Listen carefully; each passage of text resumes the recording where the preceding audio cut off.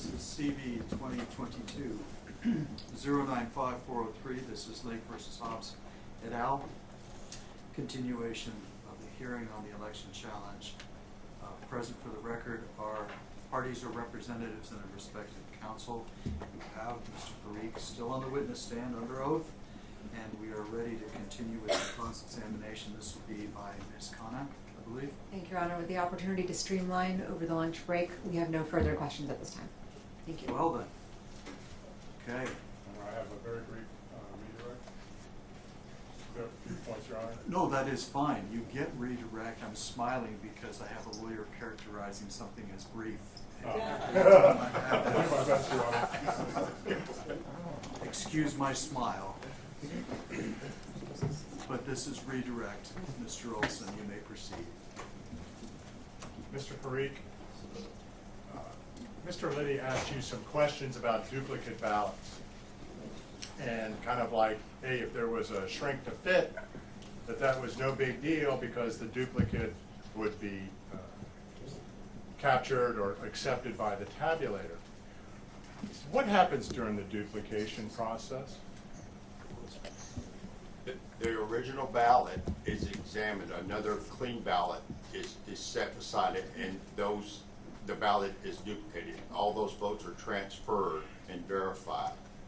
In the duplication process, could the image of a 19-inch image from the original be transposed onto a 20-inch ballot?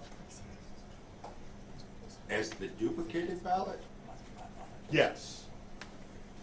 In other words, if you had a 19-inch image on 20-inch paper, the original image, and then the ballot is duplicated and run through the scanner, could the duplicated ballot be brought up to a 20-inch image? Or Yes, it should be. If the ballot was originally 20-inch ballots, the blank ballot that they would bring to put the votes, transfer the votes to, would be 20-inch. So yes, it would be tabulated. It would necessarily be moved to a 20-inch image in order to Yes, be tabulated. that's the only way it could be tabulated. Yes, and at the point of duplication, anything could happen to alter or not the original ballot, correct? If you're duplicating a ballot, Yes. what's to stop somebody from altering the ballot from its original? Objection, Your Honor. My apologies. This is beyond the scope of direct and cross, I believe. He's asking for new opinions that he never offered. Your Honor, if I may, Mr. Liddy is the one who brought up duplication and that it was no big deal. This is directly relevant to his examination and implication that duplication means that no harm, no foul. I agree with you in terms of the scope of redirect. I'm a little concerned about foundation, but Yes, Your Honor. go ahead and ask whatever questions. You, Your Mr. Honor, Liddy, you're thank you, Your Honor. I apologize, but the duplication process is in Title 16. It's a very important part of the process. I would never and have never characterize it as no big deal, and I object his mischaracterization of my description of that important process. Not a problem. So noted. Mr. Olson, do you have another question, please? Mr. Parikh, Mr. Liddy asked you if you had asked for the duplicated ballots. And you said in the beginning, your testimony said you had asked Mr. Jarrett and were given an answer that there was no way to trace. And then subsequent to that, when you were asked the question again, you said you did not ask. What was the distinction that you were drawing in terms of asking for the duplicated ballot? I thought Mr. Liddy was asking me if I had planned on, if it was in my plan of what I selected and wanted to see as far as the sample size, and I did not plan that. I did not plan that. It was made clear there was time taken to ensure that all the inspectors were aware of how the process would be, the amounts we were allowed, and all that. And they were provided to us. And when they were, I asked where the I did ask where the duplicated were, but that was as part of the court order process to look at those. Okay. Yes. And when you, so that the record is clear, when you asked for the duplicated ballot while you were there at MTech, what was and who did you ask again? Was it Mr. Jarrett? Mr. Garrett, yes. And what was his response? He said they would have to get text and it would take up to a week to trace that down. Okay. And you heard Mr. Jarrett testify that there was no way that a 19-inch image was placed on 20-inch paper in the November 2022 general election, correct? Yes.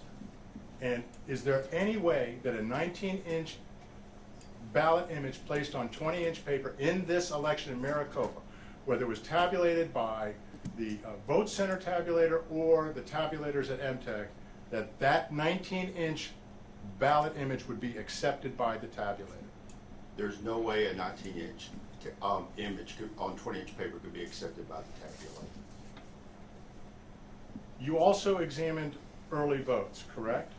Yes, sir, I did. And you testified that those were votes that were printed by Runbeck. Yes, sir. Did you see out of any of those early votes that you inspected or observed a 19-inch image on 20-inch paper? No, sir, I did not. So the 19-inch image on 20-inch paper was only an existing condition on the ballot on demand printed ballots, which were the day of the election. Is that accurate? Yes, sir, that's accurate.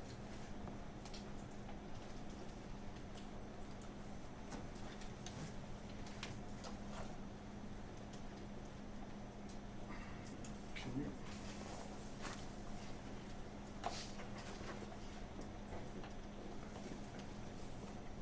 Did you took a picture of those ballots side by side in your report, correct? I did not take the picture physically. The photograph was provided to me. Okay.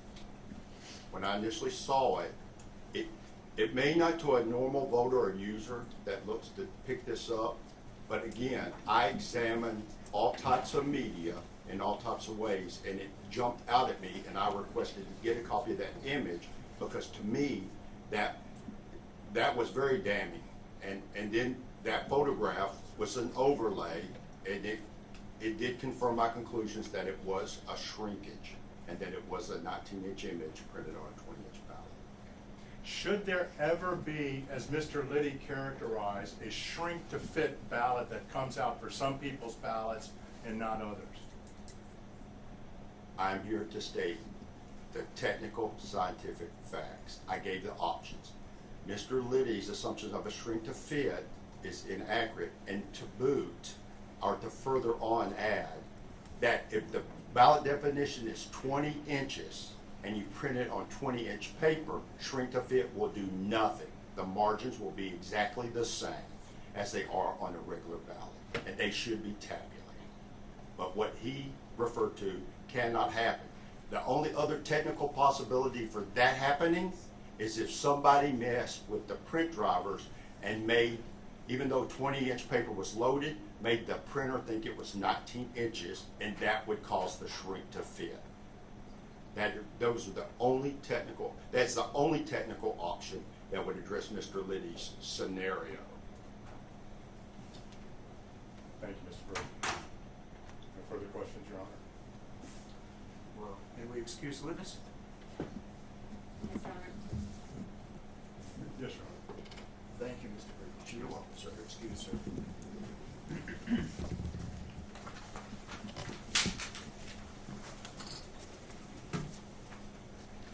Mr. Blount, Mr. Olson, who's your next witness? Your Honor, at this time, we'd like to call Aaron Smith.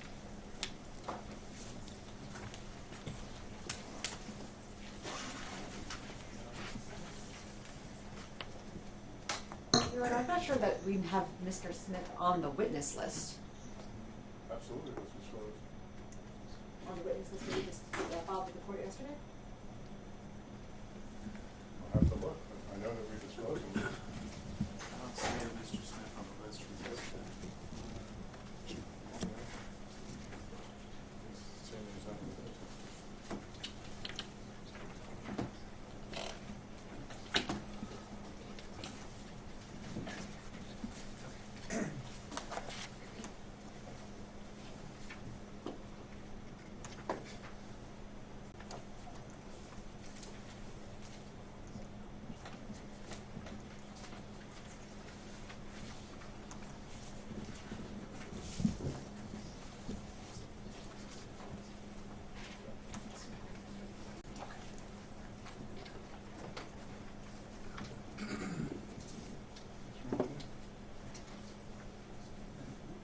list I'm looking at, Your Honor, does show Aaron Smith designated as a witness.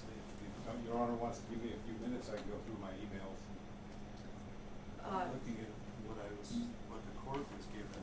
And I don't know that we provided that list, Your Honor. I think you also. We also, I think there was an email communication from plaintiff's counsel expressly asking us to take Mr. Smith off of the list. No, we did not take Mr. Smith on. we're now burning time. Okay. Trying to find out who Mr. Smith is and where he is, so. Right. Can you show me that list?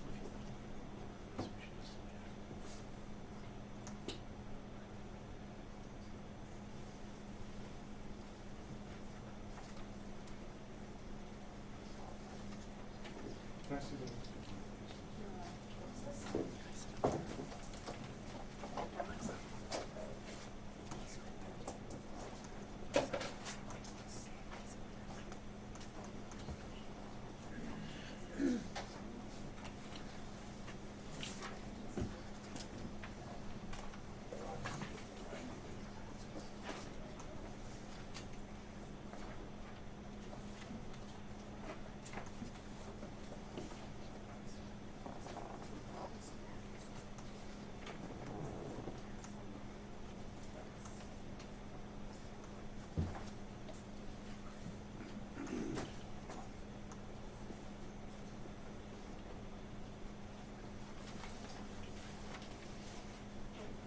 Your Honor, at this time we would call Bradley Bettencourt. Very well.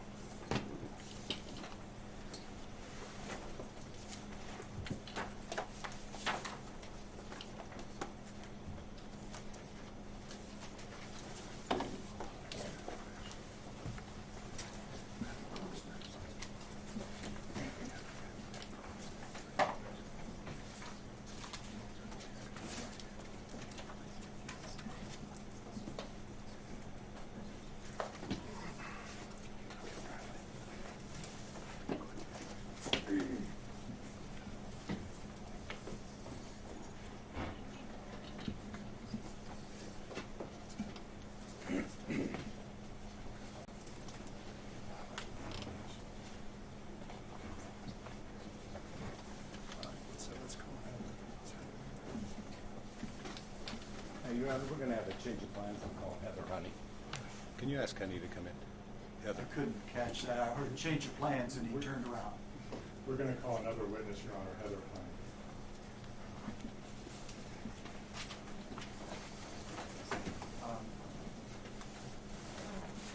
Sorry about that, Your Honor.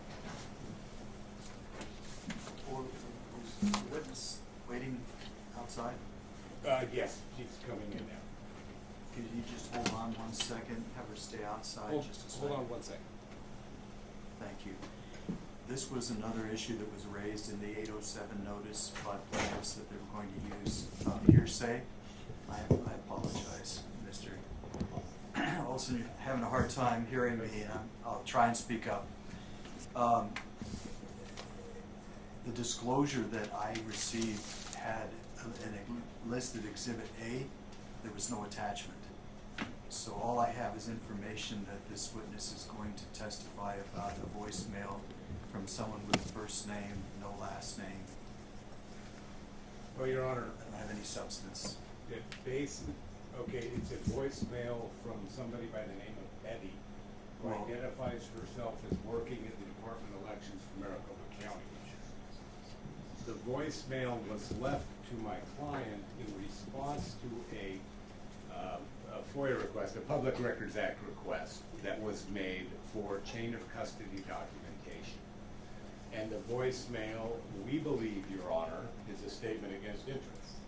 Because they basically say, well, don't know. Okay. It had been disclosed, Your Honor. Okay. Who's going to respond? Your Honor, I will. Number one, I'm going to, Mr. Liddy? thank you, Your Honor. I'm going to object to calling this witness for the purposes of testifying by hearsay testimony by somebody named Betty, who is not a party in this case, and therefore cannot make any statements, admissions on behalf of the party. And this so-called voicemail has no authentication, so I would object on foundation as well, Your Honor. And Your Honor, we don't have it. It hasn't been disclosed. It's been disclosed, Your Honor. This court even has it on trial. But Your Honor, Betty identifies herself as someone working in the Maricopa County Department of Election. She also identifies that she is responding to my client regarding a Public Records Act request that was, I'm sorry, I said my client. She was responding to my witness regarding a Public Records Act request. It was my client who made that Public Records Act request. And Betty is explaining in the voicemail that they're still looking for the records, but they have no idea, and she's got to go on vacation, so she should call back and talk to somebody else. This is a Public Records Act request, Your Honor, that is directly relevant to the trial here today. That's not my problem. I agree with you. I see the relevance of what you're arguing. My problem, and where I'm focusing my questioning, is the authentication and the disclosure of this, because you're asking for this under 807 as an exception, because there's not another recognized exception to the hearsay rule, and I didn't see anything disclosed. You're telling me this today. This is the first I'm hearing it. So, Well, Your Honor, you're asking, this is 807 is the exception when everything else is gone. This is the Hail Mary that says, understood, Your Honor. I've got nothing else, We Judge. put it in 807 just in case, but I believe it is a statement against interest, especially in this case. We have pending litigation between my client and the county regarding their operation of this election, Your Honor. And it is a statement made by Betty identifying herself as an employee of the Maricopa County Records Department. My witness, Your Honor, will get on the stand and testify that she deals with Betty with respect to public records Okay. requests. Very well then. Okay, so that's your offer of proof that your client was, not client, your witness was going to testify that this is a known person to her. In other words, she could recognize a voice, she knows this person, she has dealt with this person as a representative of the defendants with other public records requests. Did I get it right? You got it right, Your Honor. Mr. Liddy? Your Honor, first, we have not received this, so we object on that basis. And second, there is no Betty that's a party. We can't authenticate who she is, and she cannot make an admission on behalf of any of the parties in this litigation. And the fourth point, Your Honor, is a public records request is not one of the two counts before this court this time. Public records request, Your Honor, is specifically aimed at Mr. Richards' testimony this morning. They have documents related to chain of custody for election day activity. When they don't, Betty says on this voicemail, Your Honor. Objection, Your Honor. I'm sorry. Now the counsel's testifying. I'm not testifying, I'm making argument, Your Honor, regarding the evidence. What you're making is an offer of proof. Correct, Mr. White? I'm doing that as well. And I can submit one formally if you would like, Your Honor. But in terms of offering proof to this court, my witness will testify that she is familiar with Betty. My witness will testify that her employees are familiar with Betty. My witnesses will testify that she works with Betty in getting records from Maricopa County Okay. in response to FOIA requests, Your Honor. And you've also told me that this was disclosed previously, yes? I am, Your Honor, yes. When was it disclosed to? Oh, I'm sorry, Your Honor, this last week has been like 4 months. And if you want, Your Honor, it's gonna take me a good 45 minutes to look for disclosures. But Stop 1 second. You're an officer of the court. I'm just asking for your word. If you tell me it was within the last I'm telling you week, it was disclosed, Your Honor. You're telling me within the last week, Yes, Your Honor, as I opposed to believe, this morning, I something believe, like that. Your Honor, that I have created on 2 separate occasions at their request that I give them access to all of our records via a link so they can go online and download them. And I can show this court that I provided them at least 2 links to do so. wait a minute. I don't wanna waste a bunch more time on this, we've already spent a lot of time on it, I'm just down to the last little consideration, which is disclosure, so they're not shocked by this. Disclosure is different than saying, here's where all my stuff is, you can dig it out, or it's in there somewhere. This would be a specific, you did a specific notice under 807, and so you realized that there's an issue with the authentication and the hearsay. So all I'm looking to do is verify that this is not something brand new today in terms of identifying this witness in court today. It is not, Your Honor. Thank you. Mr. Liddy? Your Honor, we've been able to find under 73 and 74, document titled placeholder for voicemail, and then E, document titled placeholder for voicemail. I would argue, Your Honor, that that does not fit the requirement for disclosure. You gonna play the voicemail? Yes, I am, Your Honor, but that is the court's exhibit list. I am not allowed to upload audio-visual files to the court system. I had an assistant come by and drop before noon, just before noon, a flash drive, which was rejected. They have these audio recordings, Your Honor. I would guarantee you, as they stand here today, they know who Betty is. Oh, wait. Somebody knows who Betty is because she works in the elections department. When I say stop, that means stop. Okay. Yes, sir. First of all, your understanding of the website uploading links is different than mine. You can't upload those. Second of all, you did bring a flash drive by yesterday, but your office was told we can't do that. The clerk of the court uploads and the exhibits, and so those have to be uploaded through that website link. And apparently there isn't anything uploaded there. Your Honor. Is there uploaded today? They were uploaded to this. We took everything we had in our disclosure and we uploaded it to the system.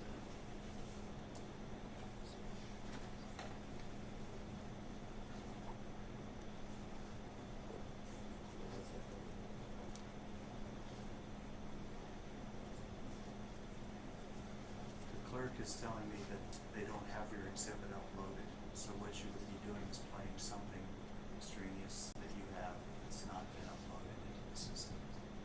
Your Honor, we tried to upload all of our documents, Okay. but we are unable to load audio.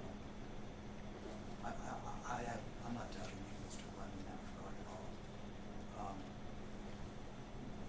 Coming back to this, what I wanted to focus on is whether the defense had notice of this or not. Have you heard the voicemail before? No, Your Honor, I have not heard the voicemail. None of the attorneys here have heard the voicemail. And we can vow that there's no one in the Department of Elections, Public Records Department named Betty. Well, here's what I'm gonna do, okay? Because it's taking too long.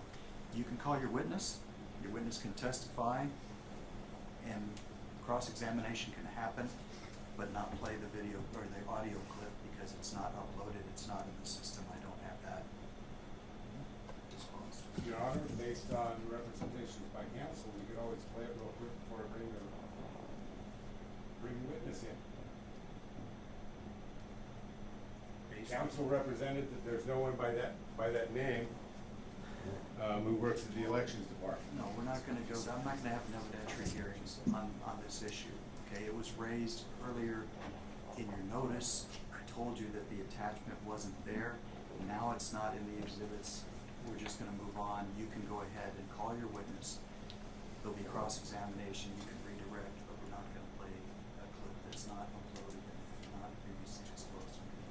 Thank you, Your Honor. Would Your Honorable Court reconsider if I can go online at some point today before I'm done with my witness and show something that says you cannot upload audio-visual files to the system from this link? I tried anyway, Your Honor. No, I don't know that you tried.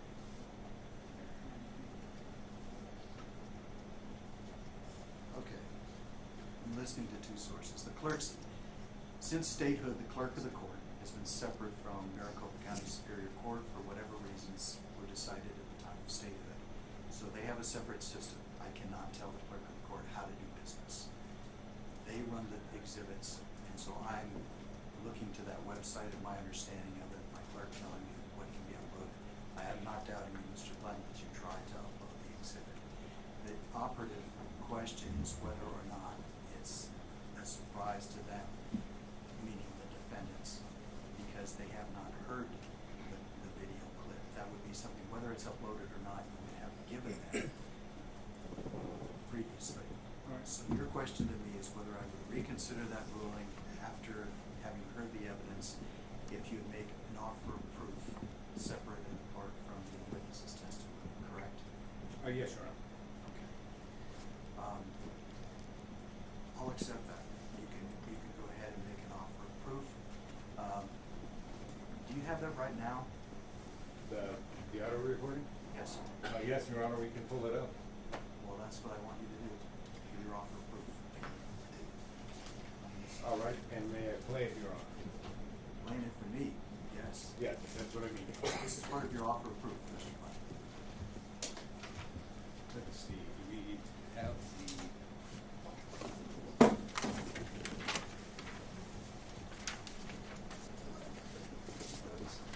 Yes, go with 74. This is what's listed as exhibit 74, Your Honor. For defense counsel's sake, it is listed as Q1.1.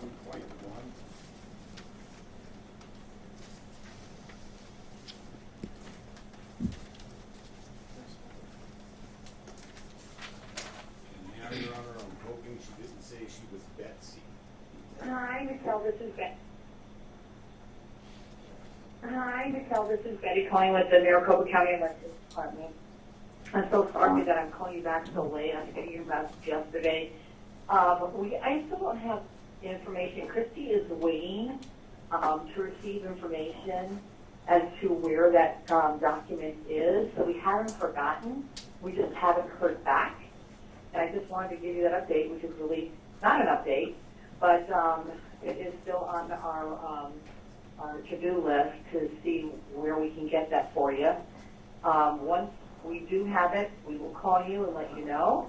I am actually going to start my holiday tomorrow, and I'm going to be off all through the following week.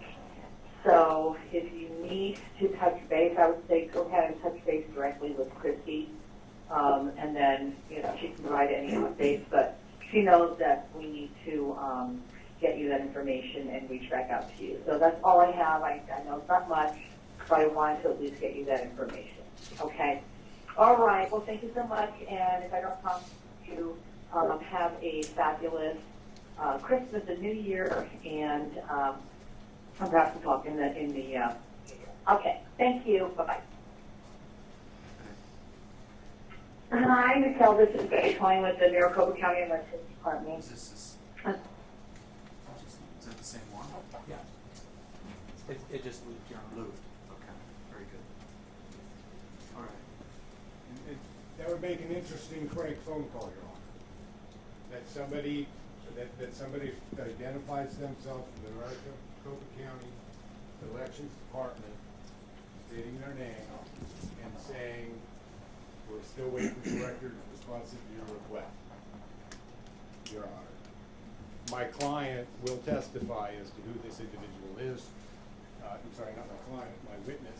My witness will testify, Your Honor, that she interacts with this individual Okay. when she's fulfilling FOIA requests from the Maricopa County Recorder's Office in the department. Very good. Okay.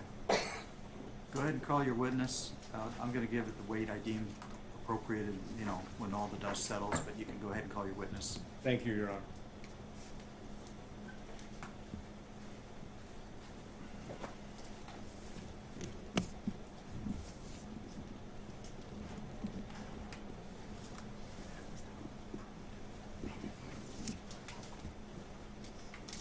Ma'am, if you could just come forward, if you would, and stand in front of my clerk.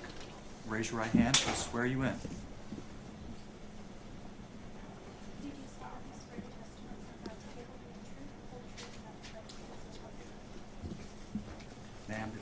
move your way, make your way around to the witness stand and have a seat. As soon as she's situated, you may proceed, Mr. Bond. Good afternoon, Miss Honey. Can you please state your full name for the record? Heather Honey. What do you do, Miss Honey, for a living? I'm an investigator. I'm also an auditor. I do supply chain consulting as well. How long have you engaged in that type of work? As an investigator? Over 30 years. Over 30 years. Okay. And so, what do you do as an investigator? You just investigate? Yeah, I mean, I do corporate investigations. I do, as I mentioned, supply chain investigations, counter-diversion, those sorts of things. And recently, over the course of the last about 2.5 years, our research has sort of expanded into, sort of the government accountability, transparency, and elections. Okay. Do you also conduct a great deal of open source research? I do. And what is open source research? Open source investigations, open source intelligence is just the use of publicly available information, public records, to do investigations or research. All right. So like Maricopa County Elections Department records, would that be correct? Yes. Oh. And you can get those through how? In Arizona, it's a public records request that you submit. All right. And so in terms of your work doing open source investigations and things of that nature, I know you're shy, but I also know you teach people. Can you give me some background in that area? Yeah, I do training on open source investigations, open source research. I've been doing that sort of training for about 5 years now, and I instruct people. Who do you train on behalf of? Well, I'm a small business owner. I own my own company, and I wrote my own curriculum, and I train clients, military clients, special forces. I train law enforcement. I train private corporations, and I train journalists as well. Right, so that's an awesome use of open source investigation skills for journalism. And I think you said special forces? Yeah. Do you do any work with the department or the DEA? I don't believe I've ever had students from the DEA, like Secret Service, like I said, law enforcement agencies, local police departments, those sorts of things. All right, very good. And so you said you also got involved in election integrity issues. How long ago? About 2.5 years ago now. 2.5 years ago? Okay. And just what states have you done research in? Well, some of our research has been in all 50 states. Specifically, we looked into vulnerabilities in the UOCAVA, the non-military UOCAVA voters. In addition to that, we've done very specific types of research in Pennsylvania, Michigan, and Arizona, and a little bit of stuff in Georgia as well. All right. And so, with respect to your work in the state of Arizona, do you know what is the EPM? Yeah, the Election Procedures Manual. Okay. Familiar? And I would like to pull up the Elections Procedures Manual right now, Your Honor, Exhibit 60.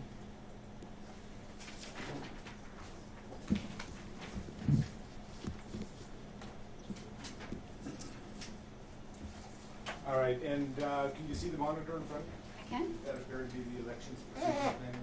It does. Are you fairly well versed in that document?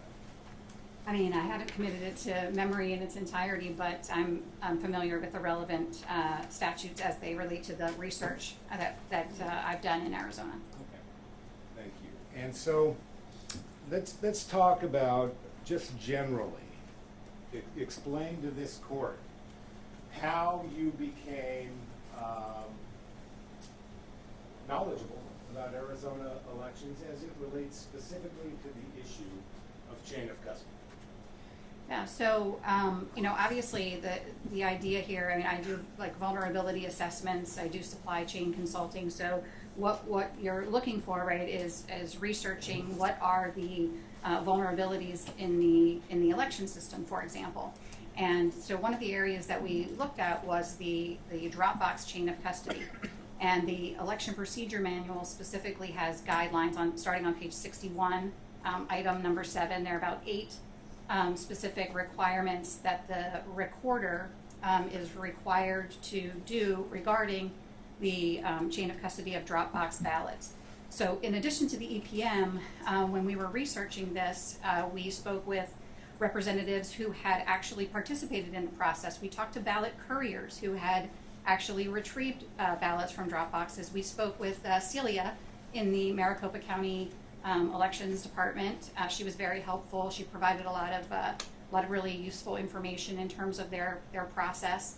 The EPM is sort of the guideline for the entire state, but how each county implements the process is different. For example, we did research and investigations into the chain of custody in a couple of elections in Arizona, several in Maricopa, but we also looked at the process in Pima County as well.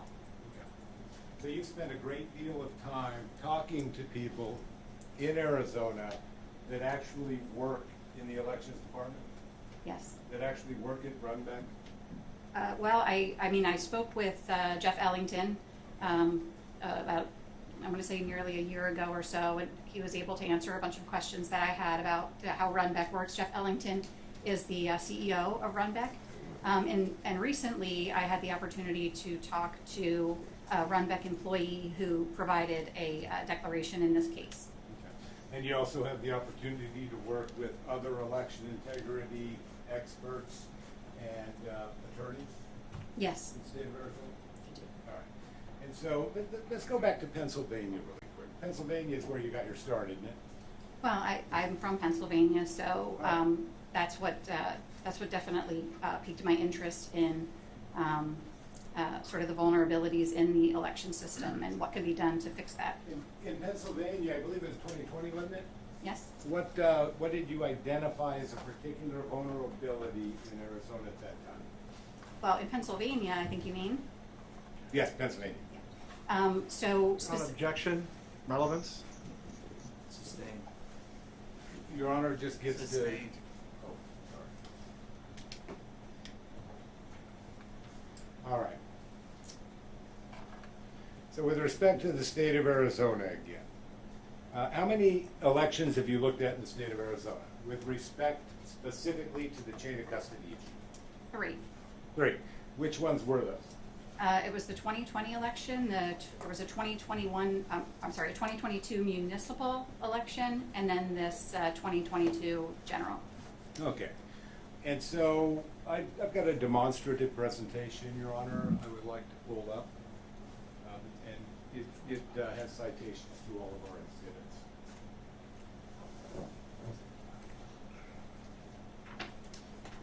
Ron, I'd like a moment to review this with my co-counsel before it's published to the witness.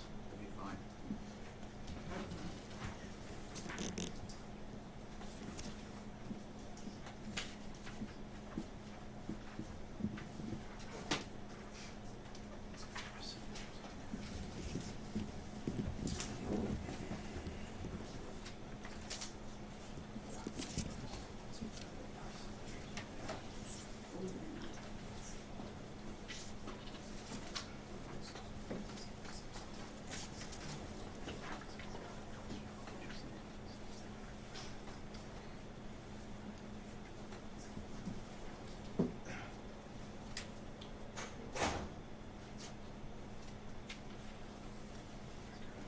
Your Honor, I'm going to object in that this exhibit, which seems to be more of an exhibit than demonstrative, contains many signatures from individuals whose signatures should not be published to the public, Your Honor.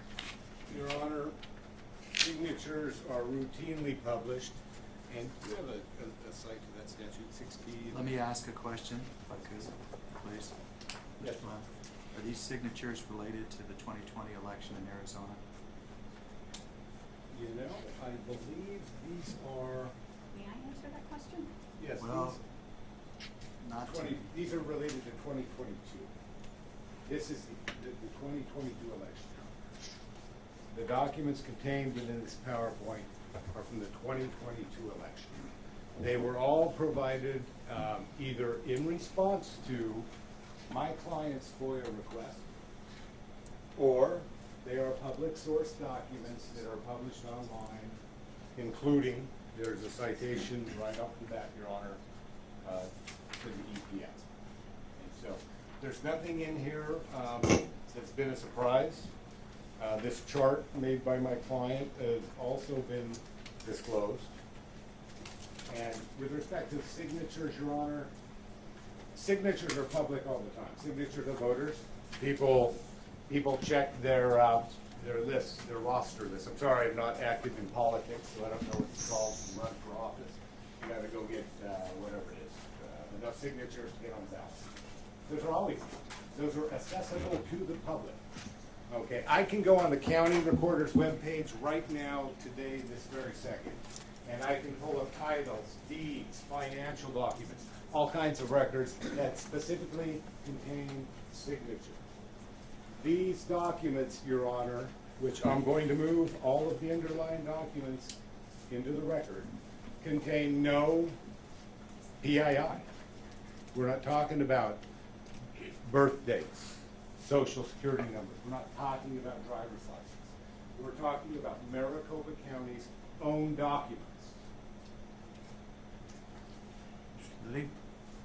Your Honor, if I heard counsel correctly, he wants to move these in as exhibits, so therefore they're not a demonstrative, and they have not been provided on his exhibit list.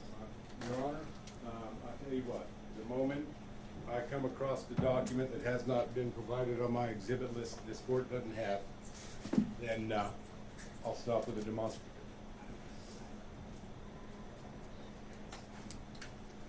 I'm not at this time seeking to admit this demonstrative exhibit into the record.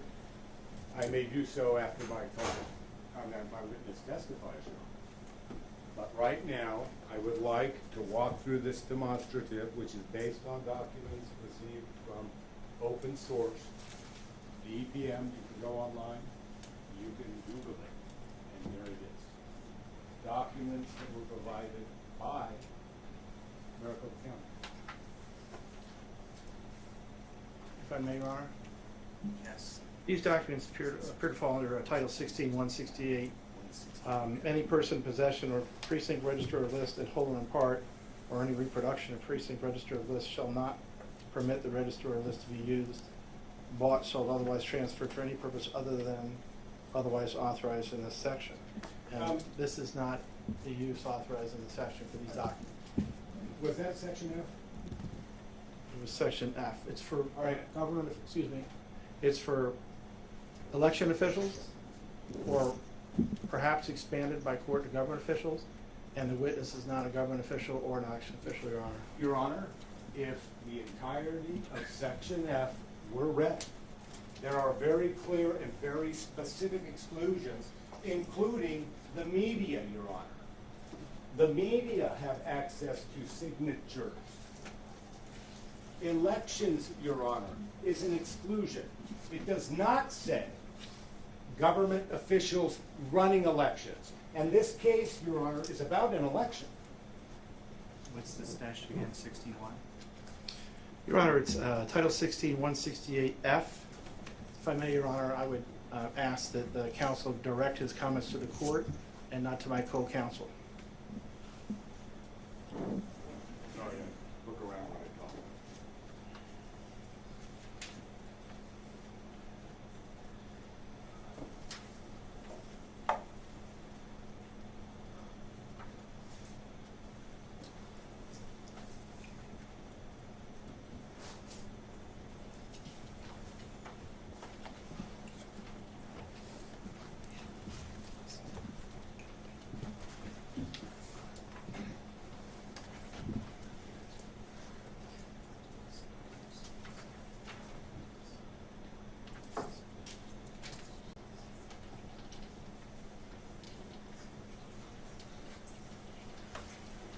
Okay. Your representation is that there's none of the information prohibited in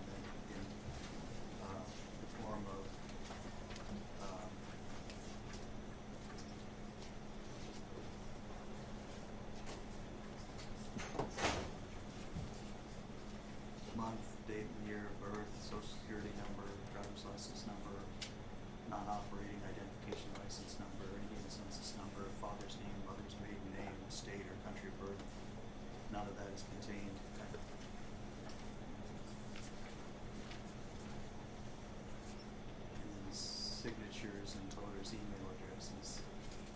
And then none of that's contained in the information, or are you saying it's an exception because it's available to the media? There are signatures contained, Your Honor, but following the portion I believe you just read, it specifically carves out exclusions, and one of them are for elections. If we didn't have these exclusions, Your Honor, candidates wouldn't be able to get on the ballot because they couldn't use signature petitions. Okay. There are exclusions for the media. I believe it goes elections media, Your Honor, but I may be mistaken. I tend to forget. This is limited to, 16F is limited to persons in possession of precinct voter registration or lists. And then it says, Well then, Your Honor, can't be bought, sold, or otherwise transferred for any purpose except for uses otherwise authorized by this section.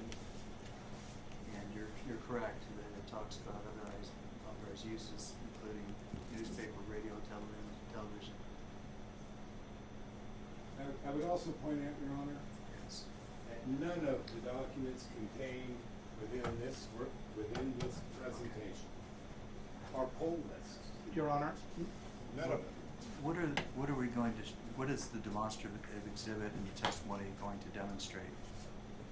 It's a demonstrative exhibit, Your Honor, prepared by my witness to walk the court through the various chain of custody documents used by the Maricopa County Recorder's Office, as well as the Board of Supervisors.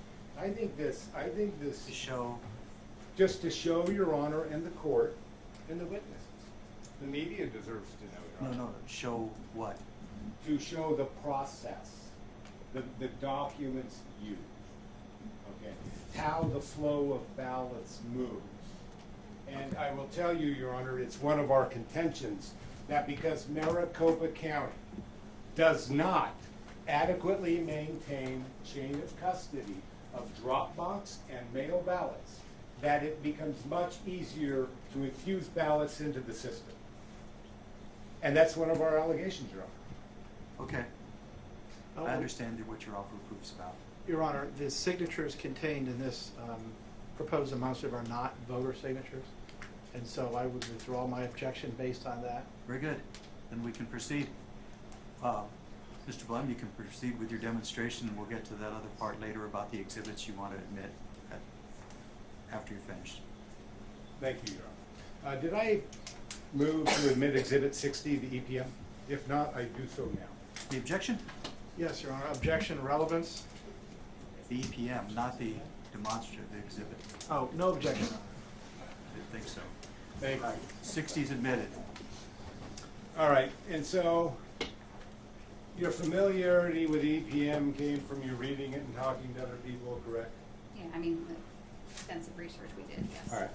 And the EPM has guidelines, I'm sorry, I think I misspoke, didn't I? They're not guidelines? I believe they're requirements. It says that the recorder shall develop and implement the secure ballot retrieval and chain of custody process. Okay. So the county recorder or officer in charge of elections shall develop and implement secure ballot retrieval and chain of custody procedures. Yes. So there's 8 guidelines. This slide only has a couple of them on there, but the requirements are things like, 2 couriers of differing parties, date and time of arrival at the drop box, date and time of departure from the drop box, and the date and time you arrive at the county. But most importantly, it requires that when that secure transport container is opened, that the number of ballots inside that container shall be counted and noted on the retrieval form. And of course, these retrieval forms are specific to one specific drop box. So it's a one-to-one correspondence. Okay, so based on the law then, if I were to go to what's designated as drop box P57 and retrieve the ballots from there, I would create a chain of custody record that identifies the 2 people who went to get the ballots. It identifies the time they went there. And more importantly, it identifies the number of ballots contained within that box. Well, to be clear, the form is called the early voting ballot transport statement. And it is, the ballots are not counted at the time of retrieval. Instead, what happens is those couriers, they go out to the drop box, they open the drop box, they retrieve all of the ballots, they put them inside. Again, I'm going to tell you how Maricopa County does it. It's not necessarily how all of the counties do, but specifically in Maricopa County, the two couriers put the ballots in the box, they close the transport container, they zip tie it with security seals, and they document the fact that it was the two of them, the location, the time, etc., as I already mentioned. And then that secure container is transported back to the county. Okay. And does that sound like a pretty secure process when that is done? Yeah, I mean that's the process, and that's compliant with the law in Arizona. So. But do you think it's important to have the number of ballots in each box? Well, what the law requires is that when it's transported back to the county, and when the recorder or the recorder's designee opens up that container, that at that point, when the container is open, the recorder must count those ballots and record the precise number of ballots inside the container on that retrieval form. And again, the retrieval form is required in the EPM. Okay. And really quickly, I'm going to sort of interrupt your PowerPoint from time to time because I think you said EVBTS? Yes. Early vote ballot transport statement? Right. I actually have that on one of the slides so that you can see it. Understood, but I want the court to be able to see a standalone of that document, and then we'll turn back to your slide. Is that fair? Understood. Sure. Could you please pull up exhibit, now I forgot what it was. 75, would be R1 on this slide.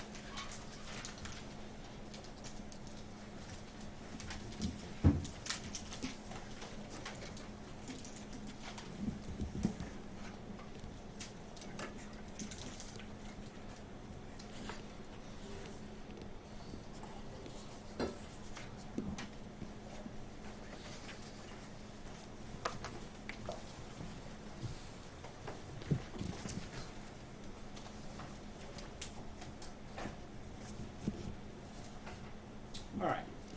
Can you see the document that is currently on the screen? Yes.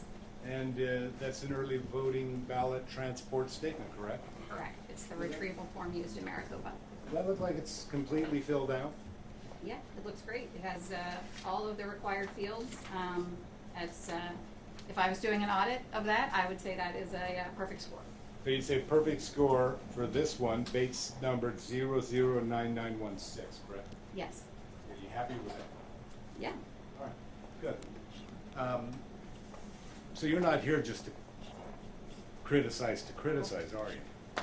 I'm not here to criticize at all. I just want to sort of shed some light on the vulnerabilities in the system in the hopes that they'll be fixed.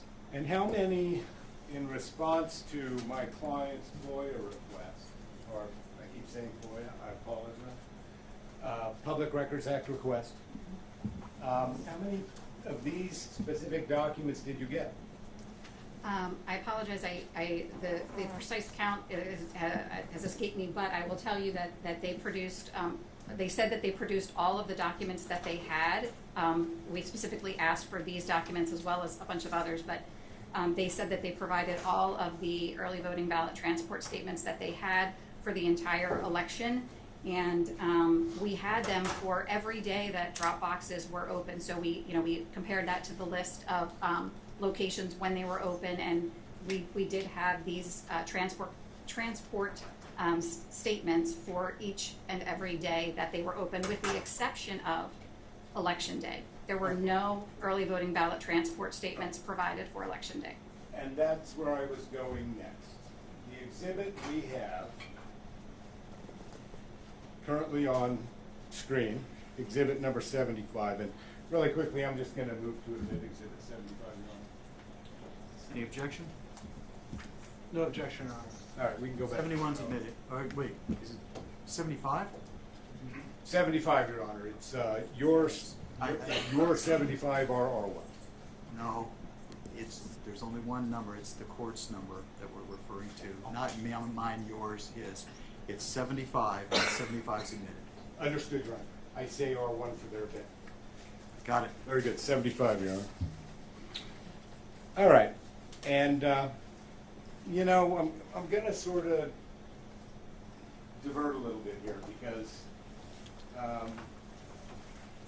do you have any problems with any of the early ballot transport statements that you reviewed for the beginning of early voting until election day?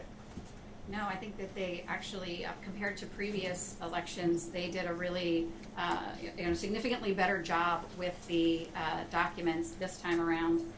But again, there were no documents produced for election day, which amounted to a significant number of Dropbox ballots. All right, and so let's go back a little bit to talk a little bit more about your history as we sort of go through this. But what did you find when you did the 2020 election? You looked at all the documents they had for chain of custody, correct? Yeah, so we made a couple of observations. The first one was that there were a significant number of these early voting ballot transport statements that were not properly completed.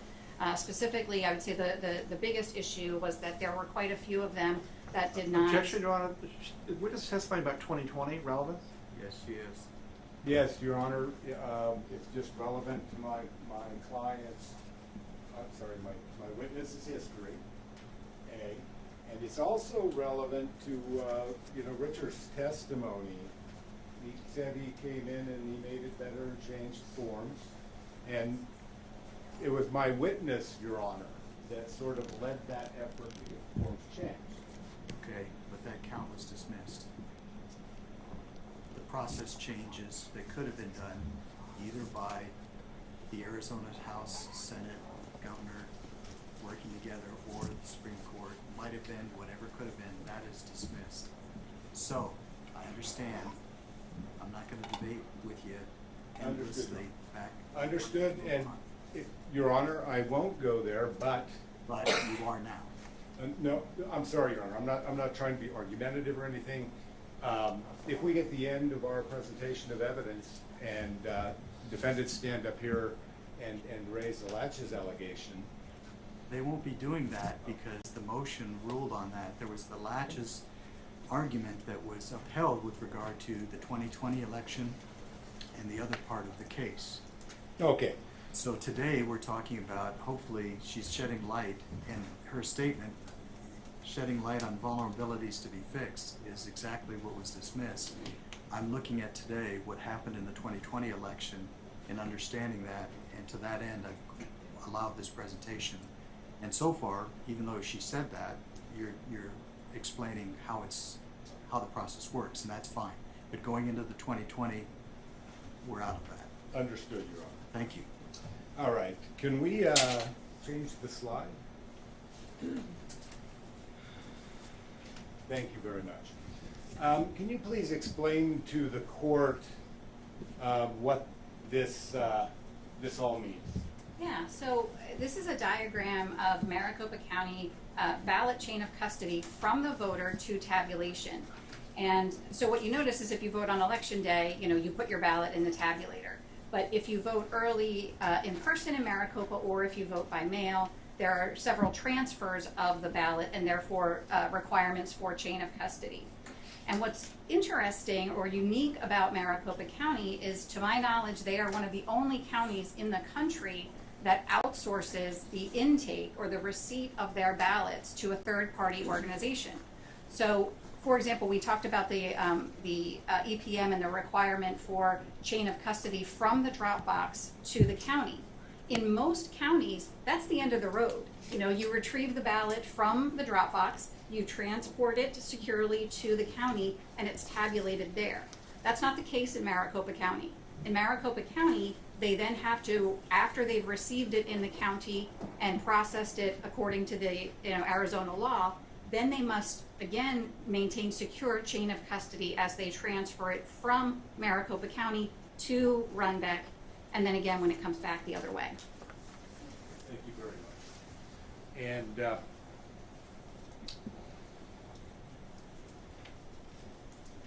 how many steps are there? If you vote, let's say you get you either, I guess you get a vote by mail, couldn't you? Or you could go into a vote center and get a ballot. Or, Right, so on the next slide, I kind of just point out the fact that a drop box in Maricopa County does not just contain mail ballots, right? So mail ballots that are, sent to the voter and in the mail through the U.S. Postal Service. You can go to, it was the next slide. oh, well, I'm not done asking you questions, Ms. Honey. Oh, I'm sorry, I thought you were asking me about the different ways that I'm sorry. All right. Why is it the chain of custody when all of these transfers takes place is so important? Well, I mean, chain of custody, first of all, it's the law, and secondly, it's what allows sort of the security of the ballot, right? If you have 10 ballots and you know you have 10 ballots and they're transferred to the next location and there's still 10 ballots, then, you feel like that's a pretty good secure chain. But if there are ballots added or subtracted, you become aware of that if you are properly managing chain of custody. Okay. So is what you're saying that at each of these different points in this process where a transfer is made, there are vulnerabilities in the system that could either induce or reduce the number of ballots? Well, I mean, I think the reason that you maintain chain of custody, the reason that it's part of business, it's part of elections, is because if failure to maintain chain of custody presents a situation where ballots could be added, but ballots could also be removed. And so that's why this whole chain of custody is important enough to have its own laws written about it. Okay. And can you pull up Exhibit 102?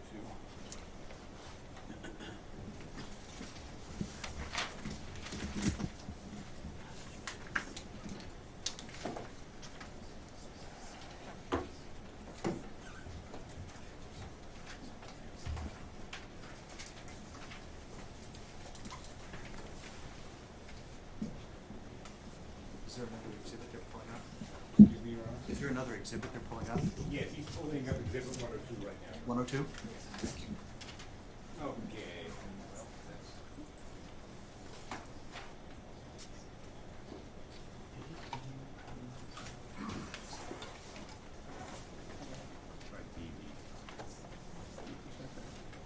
Okay. All right. And so you can see the screen, Miss Honey? Yes. And is that the chart you made that is that we've marked as exhibit? The court's marked as Exhibit 2. It is. I move to admit Exhibit 2, Your Honor. Objection, Your Honor, foundation.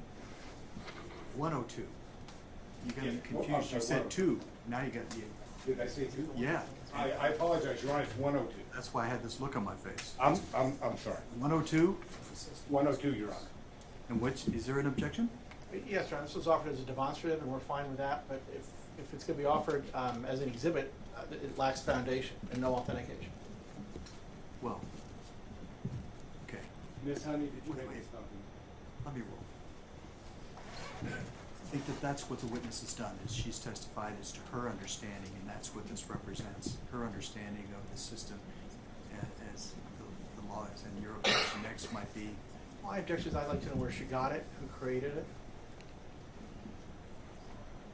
Did you make this chart, diagram, whatever you want to call it, Miss Honey? I made it in PowerPoint. And did you make this based upon your Thank you, Your Honor. multiple- Based on that, no objection. great, 102 is admitted, thank you. All right, can we go back to the slide and move on to the next one? Which exhibit? Oh, the demonstrative is the, I'm sorry, the PowerPoint. I'm sorry.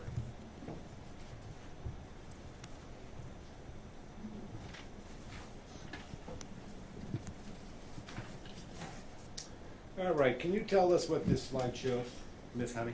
Yeah, so this slide shows that in a lot of counties, a drop box is only for a place for people, an alternative to returning their mail ballot by mail. But in Maricopa County, the drop boxes are, in fact, a repository for a ballot that's mailed to a voter that they choose not to return by postal service.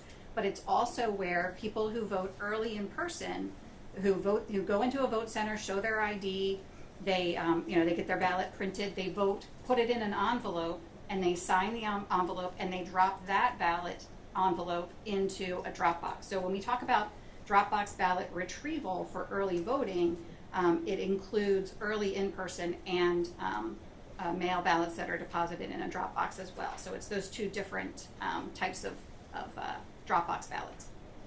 Okay. And so I believe you had testified previously that you have reviewed all of the early ballot EVVTSs. And it's my understanding you praised Maricopa County for having improved their documents and actually followed the procedures? Yes, on the documents that were completed, but again, there's the absence of documents for election day ballots, which again is a significant number. Okay. Well, your FOIA request, my client's FOIA request, requested all of the chain of custody documents for Maricopa County election day, correct? Correct. Have they provided any to you? Yes, they actually provided all of the documents that we requested, with the exception of the Maricopa County delivery receipt form. Okay. The Maricopa County delivery receipt form. Can you please tell the court what that is? So the Maricopa County delivery receipt, as I mentioned in that previous sort of thing, if you can go to the one that actually has it on there. It is the document, the chain of custody document that is created at Maricopa County to record the precise number. That's not this slide. If you go to two more, the precise, that's the one. Perfect. Thank you. Oops, back one. There you go. Perfect. It's in this diagram here. It's the number 2, right? So when the drop box is when the ballots are retrieved from the drop box, the early voting ballot transport statement is used to document the chain of custody from the drop box to Maricopa County. Again, when it gets to Maricopa County, what the law requires is that they break open the seals and they count the number of ballots inside that transport container, and they record that precise count of ballots on the early voting ballot transport statement. From there, again, this is unique to Maricopa County. Maricopa County election officials then create this delivery receipt form, which is like a half sheet, and that has on it the precise count of the ballots that they are then loading on a truck and transferring to Runbeck. The larger thing there, the thing that has the number 3 on it, is a document that's created at Runbeck, basically just saying, hey, this is how many ballots were dropped off. So, and to answer your question, what we did not receive is the number 2, the delivery receipts. All right, and I'd like to move away from the PowerPoint again really quickly and open exhibit number 67. I couldn't hear you because you turned away. I'm sorry, you're on 67.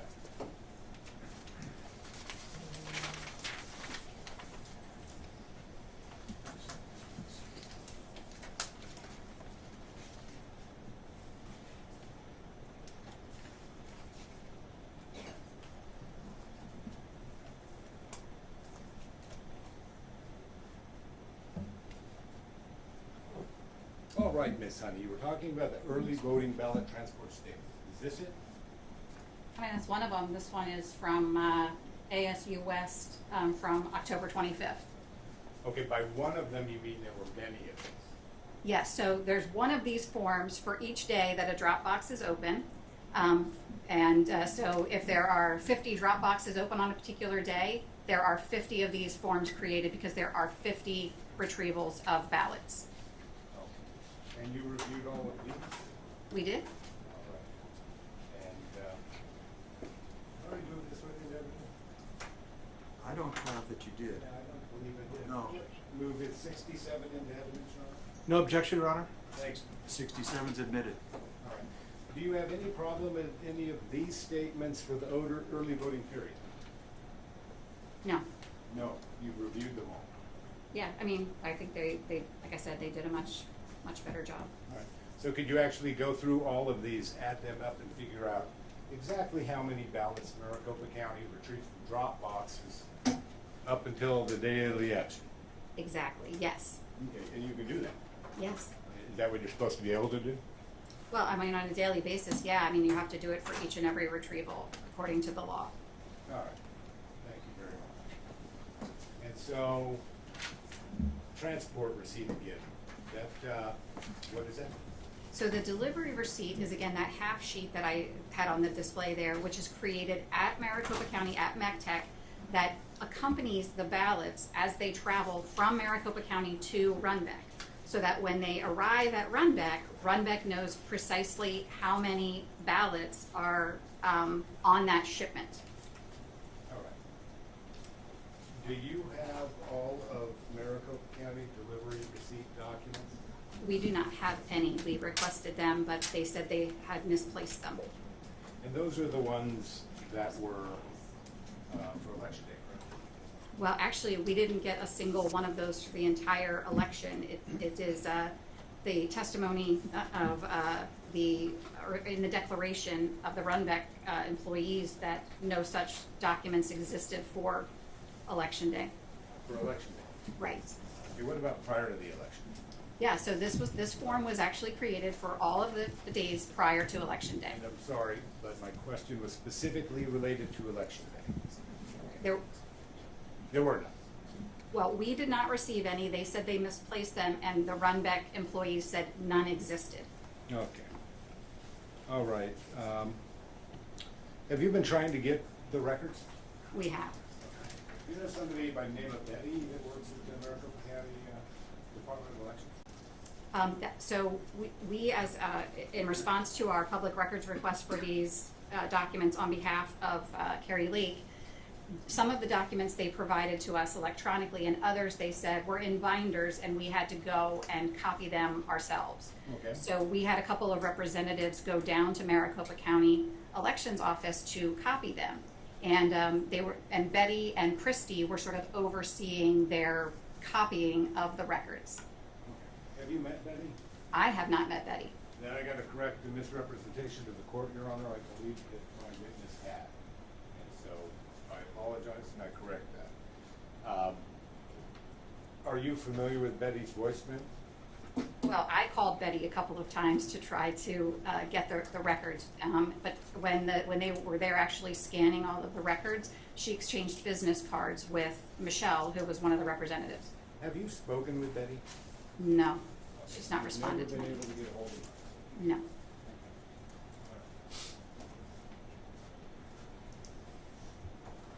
And can we go to the next slide, please?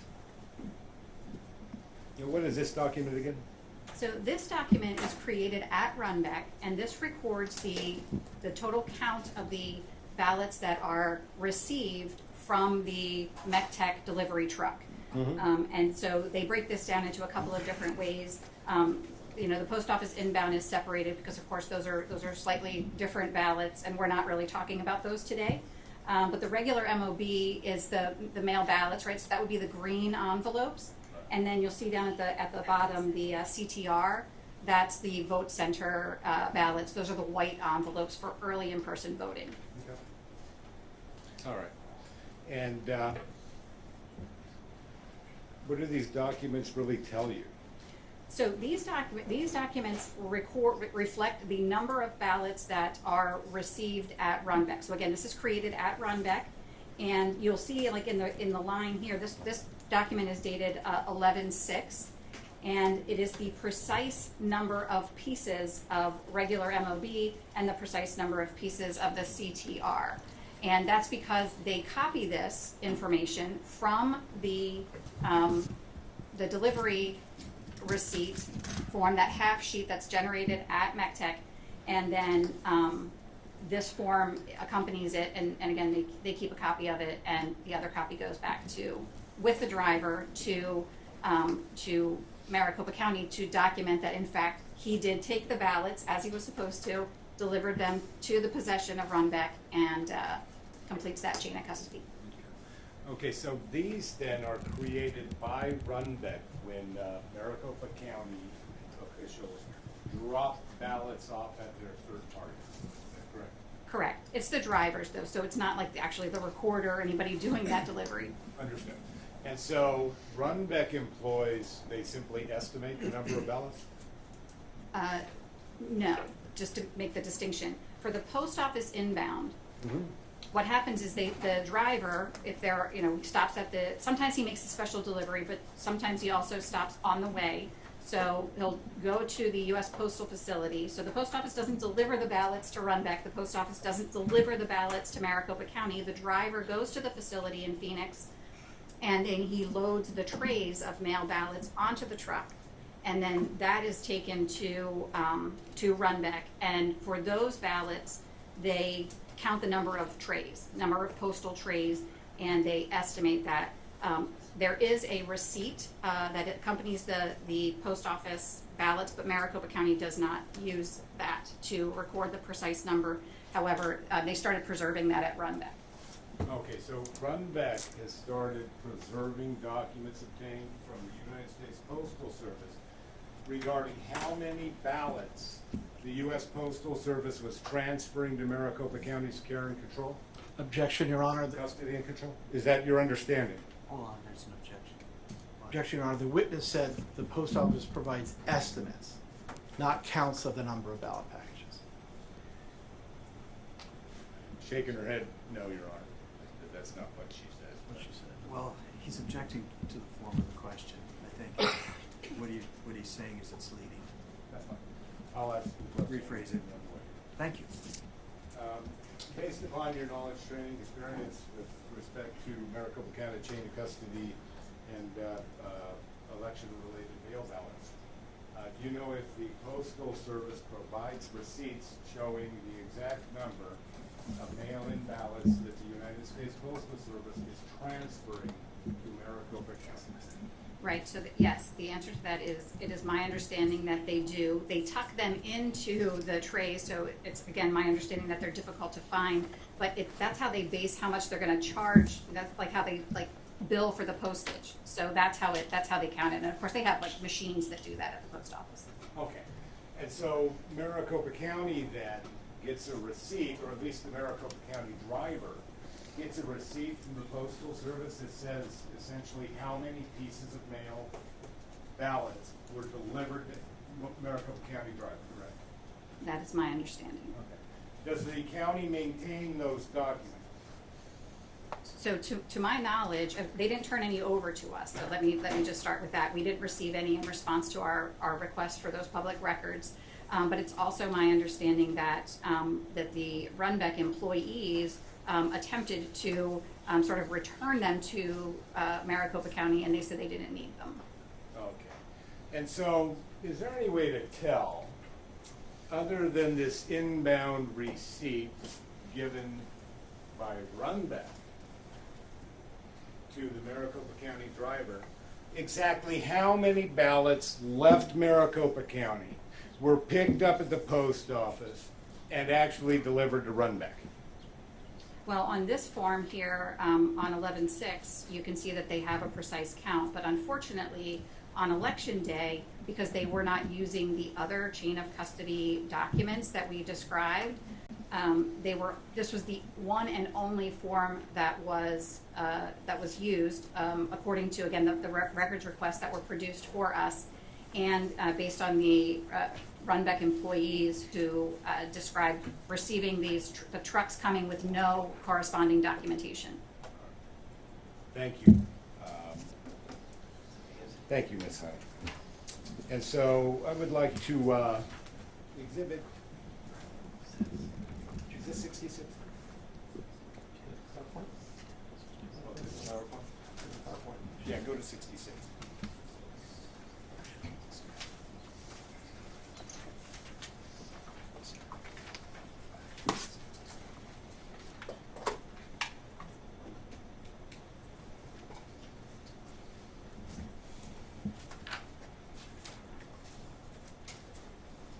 We on 66.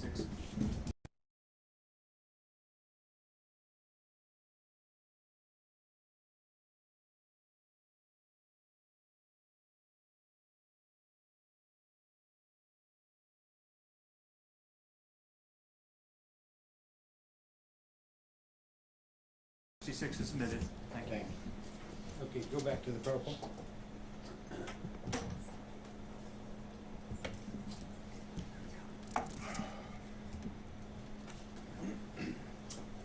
Ms. Honey, how many ballots Maricopa County claim they received on election day that were not tabulated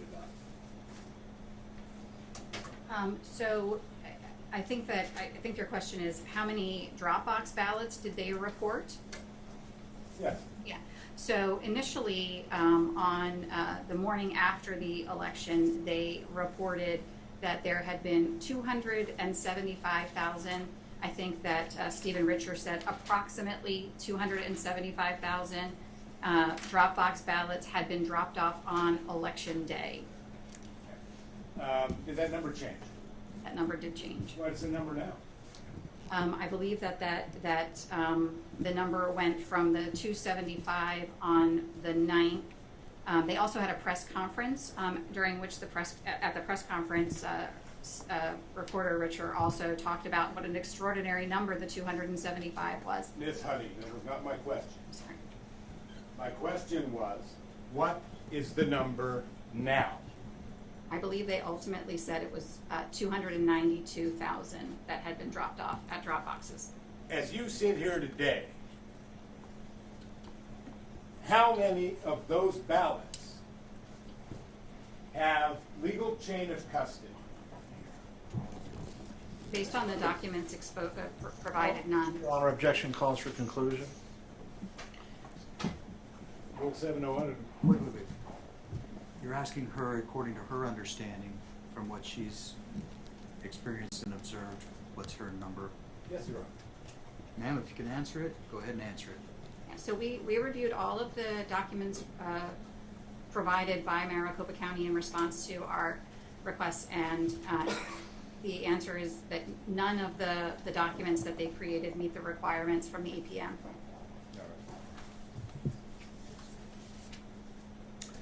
You had the opportunity to talk to somebody from Runback following this election, is that correct? I did. And did you have an opportunity to read that Runback employee's declaration? I did. All right. And so I would like to, let's see here.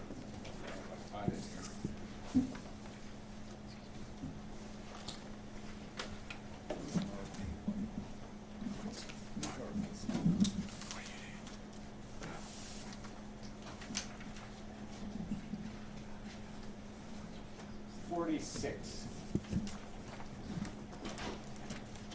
And while he's pulling this up, Your Honor, may I ask the court a quick procedural question? Go ahead. When we began this morning, Your Honor noted that it would be unduly difficult to get this many witnesses through, so it said it was going to admit declarations, with the exception of Kurt Olson, that were attached to the complaint, Your Honor. And I didn't say that. I'm sorry, did I misunderstand? I know what I said, but I know where you're going. You want to admit those now? I would like to, yes, Your Honor, admit Leslie White and, Ms. well, White was. Denise Marie and Leslie White. And those are listed as, Denise Marie is Exhibit 46, Leslie White is Exhibit 47.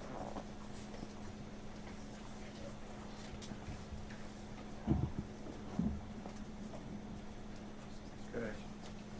Yes, Mr. Liddy. Objection hearsay, Your Honor. Very well. All of your objections were preserved. These are two of the ones that I had listed specifically this morning and told you that I needed the numbers. Now I have the numbers for at least two of these, okay? So your objections are all preserved. All three defendants have joined. They were in writing under the Rule 807 notice. And so over your objection, I'm going to admit 46 and 47. Thank you, Your Honor. Ms. Honey, the Runbeck employee, Denise, did she tell you that, did she tell you about any problems at Runbeck with respect to chain of custody? Yes, she expressed her concern over the fact that the procedure that had been well established throughout the election was not used for the large number of election day Dropbox ballots that were received.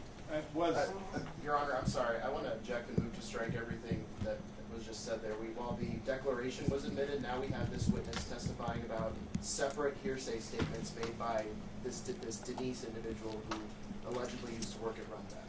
This seems to me to be a separate issue from the admission of the declaration itself, but I just want to clarify that the hearsay objection extends to any hearsay testimony that this witness will offer in addition to what may or may not be in the declaration. Your Honor, the county joins that objection. Which exhibit was in it? This is Denise Marie or yes, Leslie? Denise Marie 46. 46. And Your Honor, I'm not asking any questions outside the scope of this declaration. Your Honor, if the declaration is in evidence, it's in evidence now over our objection. This witness shouldn't be able to repeat hearsay again in a sense, put Ms. Marie's words into her own mouth as Ms. Marie said them herself in the declaration. The court can consider Ms. Marie's declaration, giving it whatever weight it deems fit, but to have this witness repeat what is already hearsay again, I think is inappropriate. Okay. We're not going to go back and forth. Here's, I believe, as I told Mr. Olson earlier, the court does not pronounce somebody an expert, but if they're testifying and they have information, text, experience, or education beyond that of the trier of fact, it's instructive or informative. And this witness, I find, meets that. If she's relying upon this, which she has just said, to formulate her opinions, I'll let her do that. I understand the objection is that it's hearsay, but that's going to be something that you can cross-examine. For instance, if that's incorrect, then I'm not going to tell you how to cross-examine. You already understand all of that. So, Mr. Clem, proceed, please. Okay, so lack of chain of custody was one of her concerns. It was. All right. You talked to Leslie White as well? I did. Was lack of chain of custody one of her concerns? So Leslie was actually an observer at MECTEC on an election night when the ballots were received back from the drop boxes. And her concern was that specifically the seals were being removed from the transport containers and the ballots inside were not counted. That was a requirement as she understood it, and the fact that they were just taking those ballots out of the transport containers without counting them was her primary concern. And then, okay, so we have two different people you have spoken to working in two different places, correct? Correct. One's here at Runbeck, the third-party vendor, and one's here at MECTEC, right? Correct. MCTech? Mm-hmm. All right. And both of them are both telling you that there is no chain of custody on election day for ballots being transported from MCTech to Runbeck. Is that correct? Correct. They weren't following the legal requirements for chain of custody. So there were seals on the containers when they transported them, but the specific issues were that they were just cutting them open, taking the ballots out, putting them in trays without regard to how many, or there was no documentation. There were handbags and purses where they were processing the ballots. That was All right. With respect to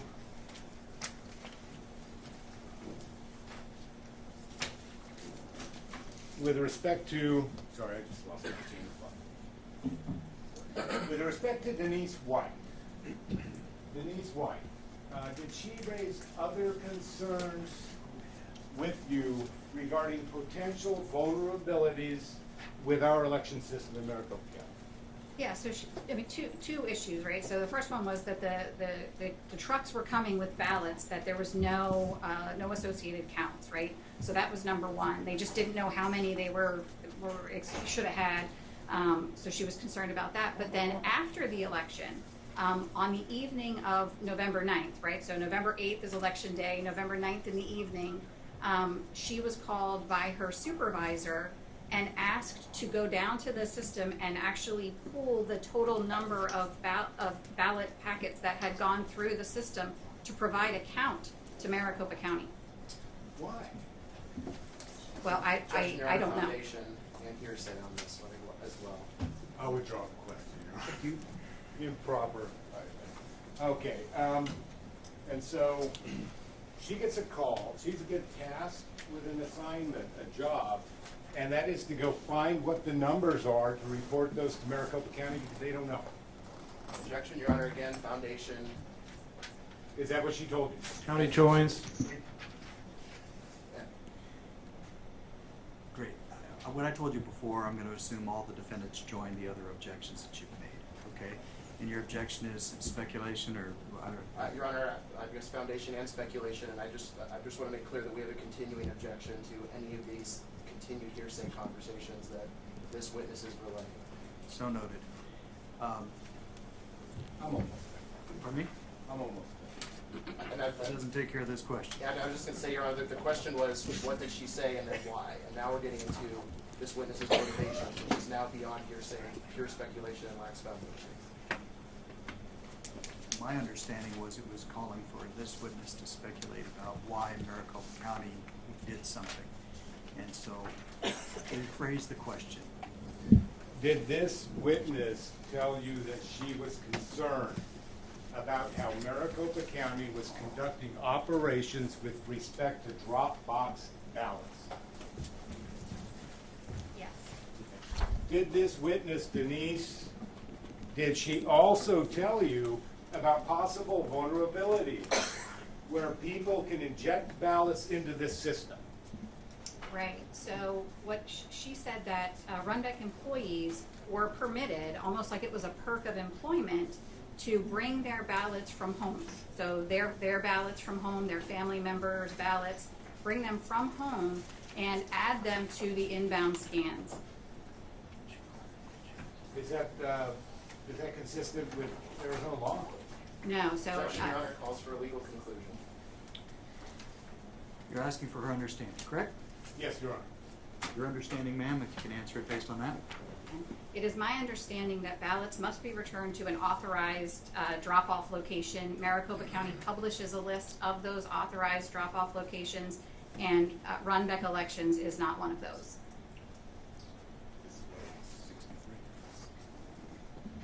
All right. Are you familiar with these social media posts I put up here? I am. Okay. And this is these are tweets by Maricopa County Elections Department, correct? Correct. Okay. I'd move to admit these are, Your Honor, Exhibit 63. Mr. Flynn, can you bring this back up on the screen? I would be Oh, sure. I apologize. I didn't take it off. I think we need to go back a page or something. Go back to the last. This one? Give the defendants a Yes, moment to yeah. look at it. Any objection?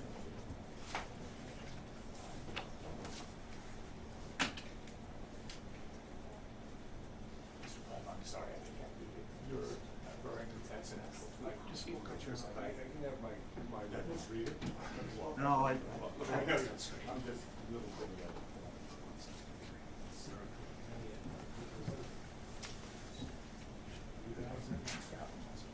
No objection. No objection. very well. That was 63 that will be admitted. Are you familiar? Your Honor, hold on, can we be believe sure it's- about the number? I believe it's 70, Your Honor. 63. 63? Did I say that was Stephen Richard?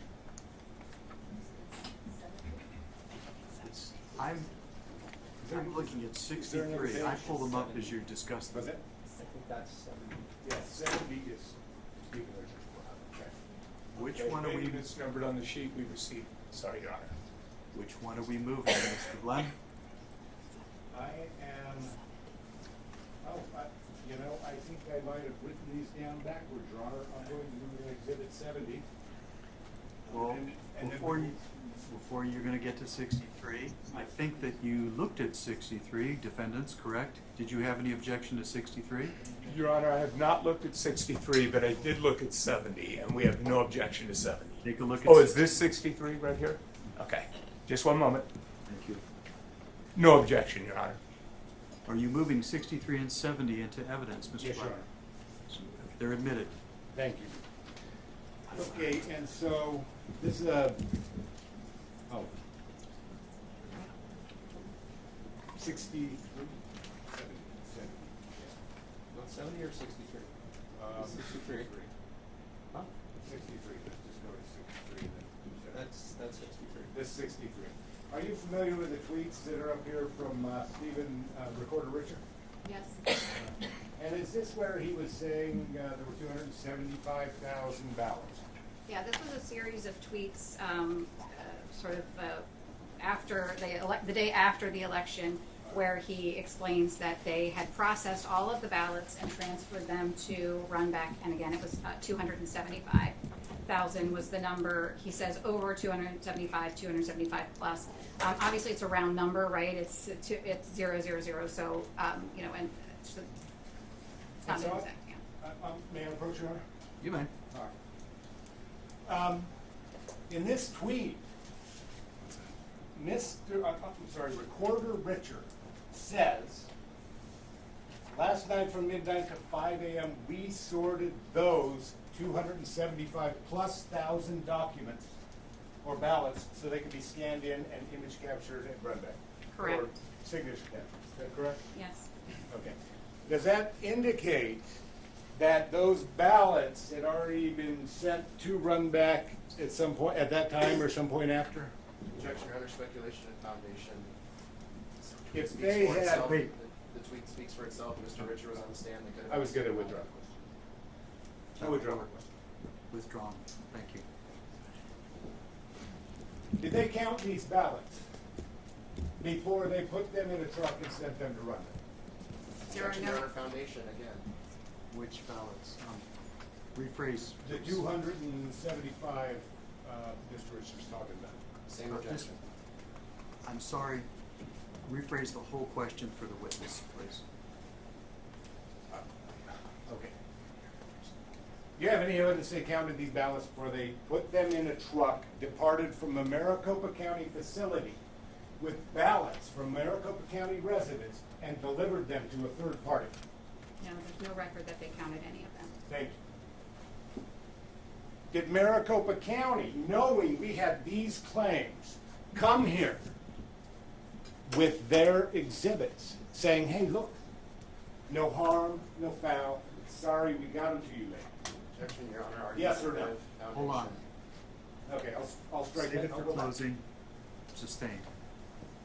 Did you, Ms. Honey, have a chance to review the documents Maricopa County submitted as exhibits before this court? Yes, Did they provide those missing documents? they did not. Did they provide any documents that will allow them or their witnesses to sit up here before this court and do the math? Objection, Your Honor. Speculation and foundation. She has reviewed, You can rephrase it by saying to her knowledge. to your knowledge, Ms. Honey, will they be able to put witnesses up before this court and do the math based on their own disclosure? And exhibit? No, to my knowledge, no. And I will like to also expand that we looked at the chain of custody documents that they did use on election day, which are those are called the precinct ballot reports, and the precinct ballot reports are really the chain of custody for those voted ballots that come from the vote center on election day, and it also includes, by the way, a count of the door 3 ballots. Those documents, which I have on one of these exhibits here. Objection, Your Honor. I want to move to strike everything that witness just said about the precinct-based ballots as being completely non-responsive to the question. I'm, sorry, Your Honor.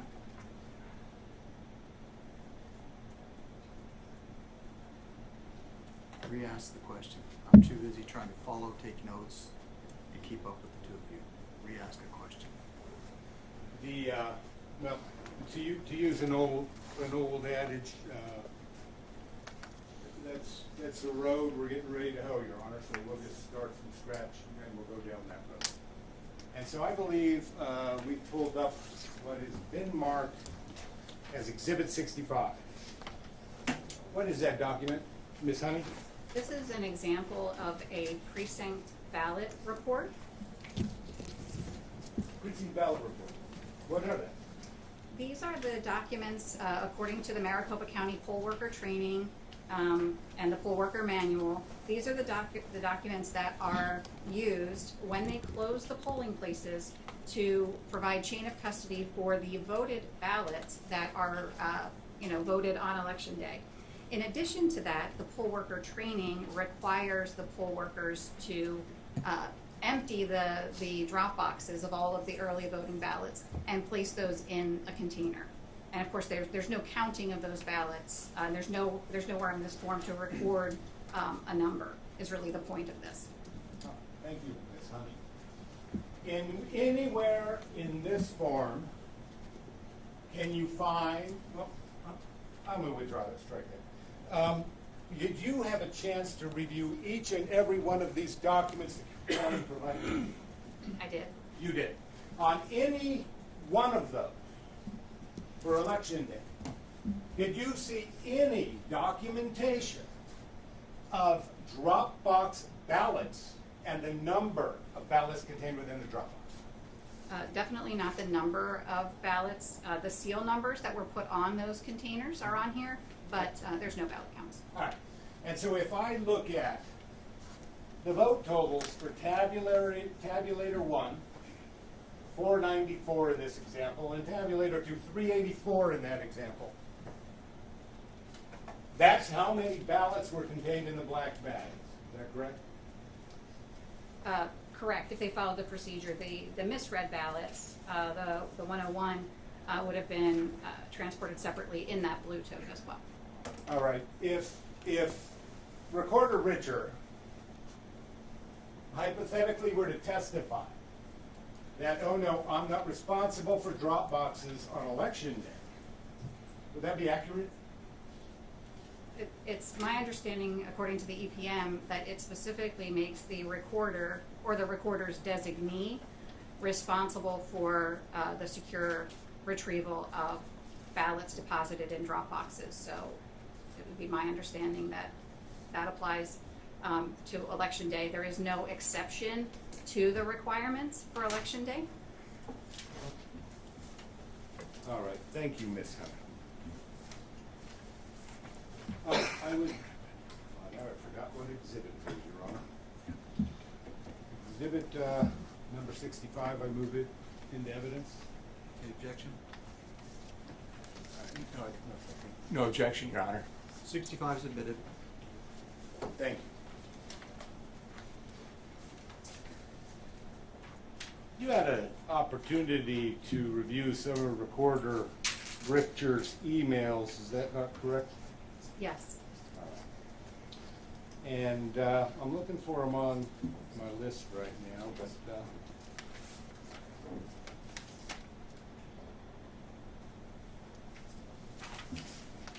They're on the PowerPoint. what? They're on the PowerPoint. Oh, they're on the PowerPoint. Thank you, Ms. Hunter. Did you want to finish your PowerPoint? All right. I just don't want Ms. Honey to be duplicative for the court. But I do kind of want to. I think Recorder Richard's email is exceptionally important. And I believe I moved this into evidence earlier, Your Honor. Richard's yes. M1 on our list. M1. What is the court's designated?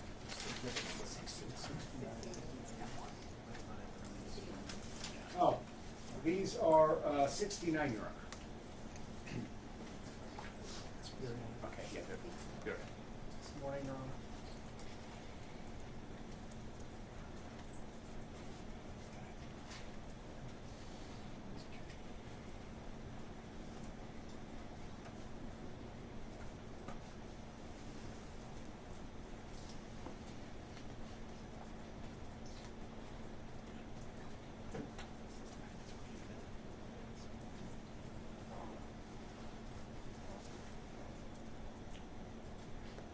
Go to the last page of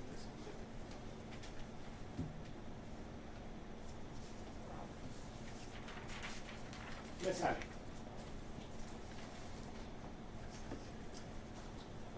Aside from making guesses,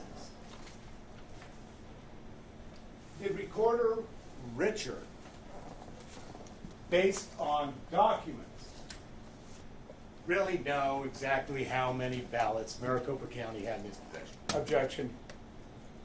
So it calls for her speculation, and Recorder Richard was on the stand this morning. He could have asked the recorder that. I believe it did, Your Honor. And my question was related to, based on county documents, does Mr. Recorder Richard have any clue as to how many ballots he has aside from Vanessa? Based on county records. And I make the same objection, that it calls for speculation, Your Honor, as to what Recorder Richard, how he understands county documents. Right. I believe the question can be phrased in terms of, does any of the documentation show or provide a method where someone, any county person would know? Does any of the documentation show that Recorder Richard had any idea how many ballots he had on election day, other than, mere guesses? The exhibit on the board, what does that say? It's an email from Stephen Richer. It looks like it's Thursday the 10th, so 2 days after the election, and he says he's unable to reconcile. Basically, there's a 15,000 difference somewhere, and Unable to reconcile. The number he throws out is 15,000, though, right? I don't know where these come from. Is that any way to run an election, Ms. Hunt? Objection, Your Honor. To the extent the editorial comment was embedded in that question, it should be stricken. Which part of the question? Your Honor, I can't remember what the exact wording was. It was. I can't even. It's been a long week. Maybe if Mr. Blunt could re-ask the question, we could avoid the. I don't even remember what it was, Your Honor. I'm sure I'm going to re-ask it. Go ahead. All right, Ms. Honey. Thank you. I don't have any further questions. Oh, really quickly before I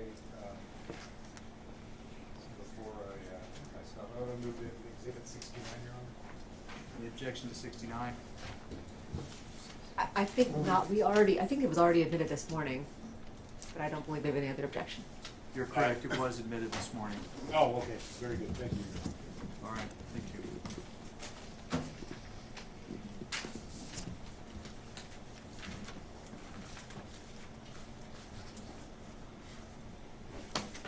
Just one moment, Your Honor.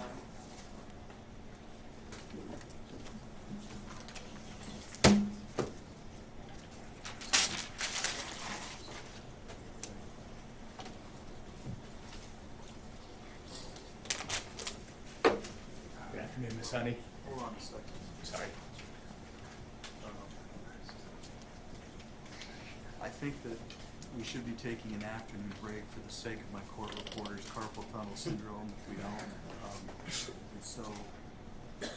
I would rather take the break now than start in and then take a break in 2 minutes. So let's reset I'm not going to do the math. Until 3 o'clock, we'll come back at 3 and resume with the cross-examination, okay? And pull off the record until then. Thank you. All right.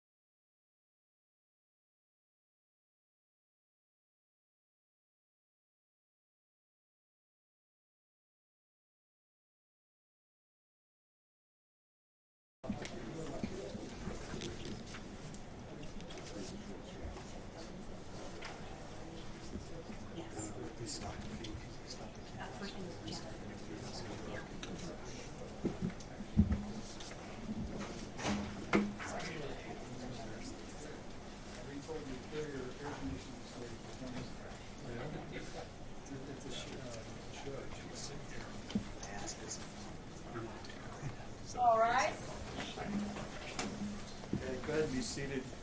Came in just a minute early here because I need to do something, so just give me a minute before we start it.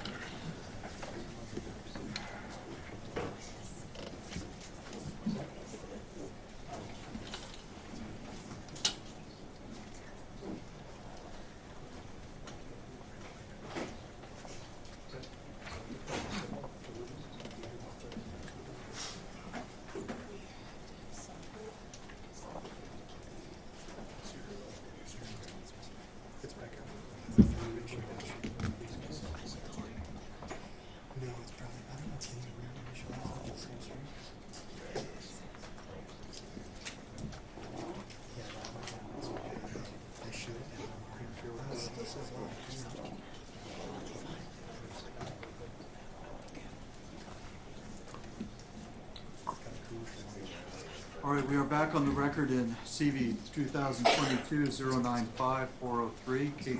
This is Lake versus Hobbs et al. Present are the parties or the representatives in the council. We have Ms. Heather Honey on the stand remaining under oath, and we're ready to begin the cross-examination. You may proceed whenever you're ready. Thank you, Your Honor. Good afternoon, Ms. Honey. And thank you for being here today at this trial. I know that all the parties appreciate your attendance. I just have a few questions for you. It's obvious to me that you've done a lot of work to try to understand elections, and that's more than what a lot of citizens do. But would you agree with me that election law is a complicated area of law? I would agree with that. And there are a lot of complexities to running an election. Would you agree with that? Yes. Have you ever taken the election officer certification course that's offered by the Secretary of State? I have not. Okay. Have you ever worked as an election official in Arizona? No. Have you ever worked as a poll worker in Arizona? No.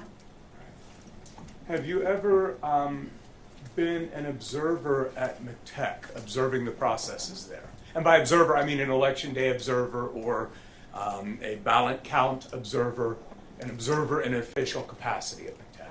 No, I've never been a credentialed observer at McTech. You've been to McTech, though, correct? Yeah, sort of. Sort of. I've not gotten a tour, if that's what you mean. I mean, I've been there, but I haven't gotten a tour. Okay, all right. Now, you testified that you didn't receive certain forms in response to your public records request, correct? Correct. Okay. And is it fair to say that because you didn't receive those forms, you're assuming that they do not exist? No, quite the contrary. I know they exist. They exist in more than one copy. I know that they exist at Runbeck because I've seen photographs of them. So I know they exist, and in fact, the email correspondence between the attorney for Ms. Lake and your office was that, hey, if you can't find your copy, could you get the copy at Runbeck for us? Okay. So you know the forms exist, they just haven't been provided to you? They haven't been provided in about 3 weeks. Okay. And Ms. Honey, I will let you know that we believe you're being honest, that you don't believe you've received them. We take a different position. Do you think it's possible that you were provided them and you simply missed them in the large stack of documents that you were offered to review? Absolutely not. Okay. All right. Have you ever observed the ballot pickup at the post office when the Maricopa County employees come, the elections department employees come and pick up the ballots to transport to Runbeck? Have you ever been there to observe that? I'm sorry, when they pick up the ballots at the post At the post office? No, but I did actually speak to 3 people at the Phoenix Postal Facility. But you've never personally observed I that? have not personally observed that. Your Honor, I apologize for interrupting, but I believe we have the rule to exclude from the courtroom any testifying non-expert witnesses, and I believe one of those witnesses just entered. Mr. Sonnenklar, I believe. I have to rely on counsel for that. I don't. What's the question? You need to leave. Oh, okay. He's been sitting there for the last hour. I did not see them, Your Honor. Let's focus this way. I believe the attention was brought to opposing counsel and he thought it was Mr. Barris, but it was not. I don't know who the gentleman is. I wasn't in your conversation. I just know that gentleman's been sitting there for the last hour plus. But, so, I don't believe it was intentional. I believe you're like me. You're intent and focused on what's in front of you. So I'm not casting any aspersions. I'm just, let's all be more astute. I guess that's the best I can do. Thank you for pointing it out. Thank you, Your Honor. Go ahead and proceed. Thank you, Your Honor. Now, Ms. Honey, I believe you testified earlier, correct me if I have this wrong, but I believe you testified earlier that the United States Postal Service provides an exact count of the ballots that are picked up by the Elections Department staff. Was that your testimony? So I think what I said was that in the trays, they include a receipt, which basically is like a bill. How many ballots were, and it includes like the total amount of postage on that form, and it's actually tucked into the trays. I have some photographs of that as well. Okay, and you said they put it in. You mean United States Postal Service employees? That is my understanding. Prepare the receipt and put it in. Okay, and is it your understanding that that receipt includes an exact number of ballots for that tray? I don't believe it's for the tray. I think it's for the entire like pickup. For the entire pickup. Right. Okay. So however many trays are included, it's not a one for one like this is how many are in this tray. I think it's the whole. That's my understanding. Would it surprise you to learn that the United States Postal Service actually weighs the trays and makes an estimated determination based on the weight of the tray? Well, that would, I mean, obviously that's a great way to do it. Weight counting is a very effective way of, a method of counting papers. Okay, thank you. I want to talk with you for just a minute about the woman who I believe is identified as Denise Marie. Do you know who I'm speaking about? I do. Okay. And I believe you testified that she was an employee at Runbeck. Is that right? She still is an employee at Runbeck. Okay. Do you know how long she's been employed there? I think probably close to a year, but you'd have to look at her declaration just to be certain. I'm not 100% sure. Okay. Do you know what her position is? I know what her position, well, no. All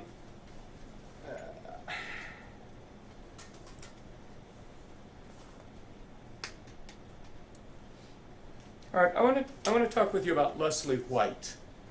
And again, when I say Leslie White, you know to whom I'm referring. I do. Okay. I believe you testified that she was an observer at McTech. Is that correct? Correct. Do you know whether she was a first-time observer, whether she was a repeat observer, what her background is with regard to the observation process?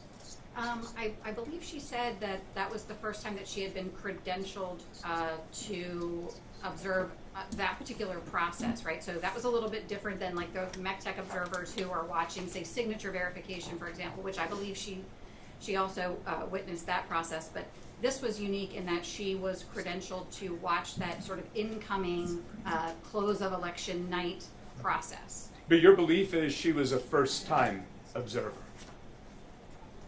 I believe that was the first time she observed that process, if that's what you're asking. I'm sorry. Yeah, no, that's fine.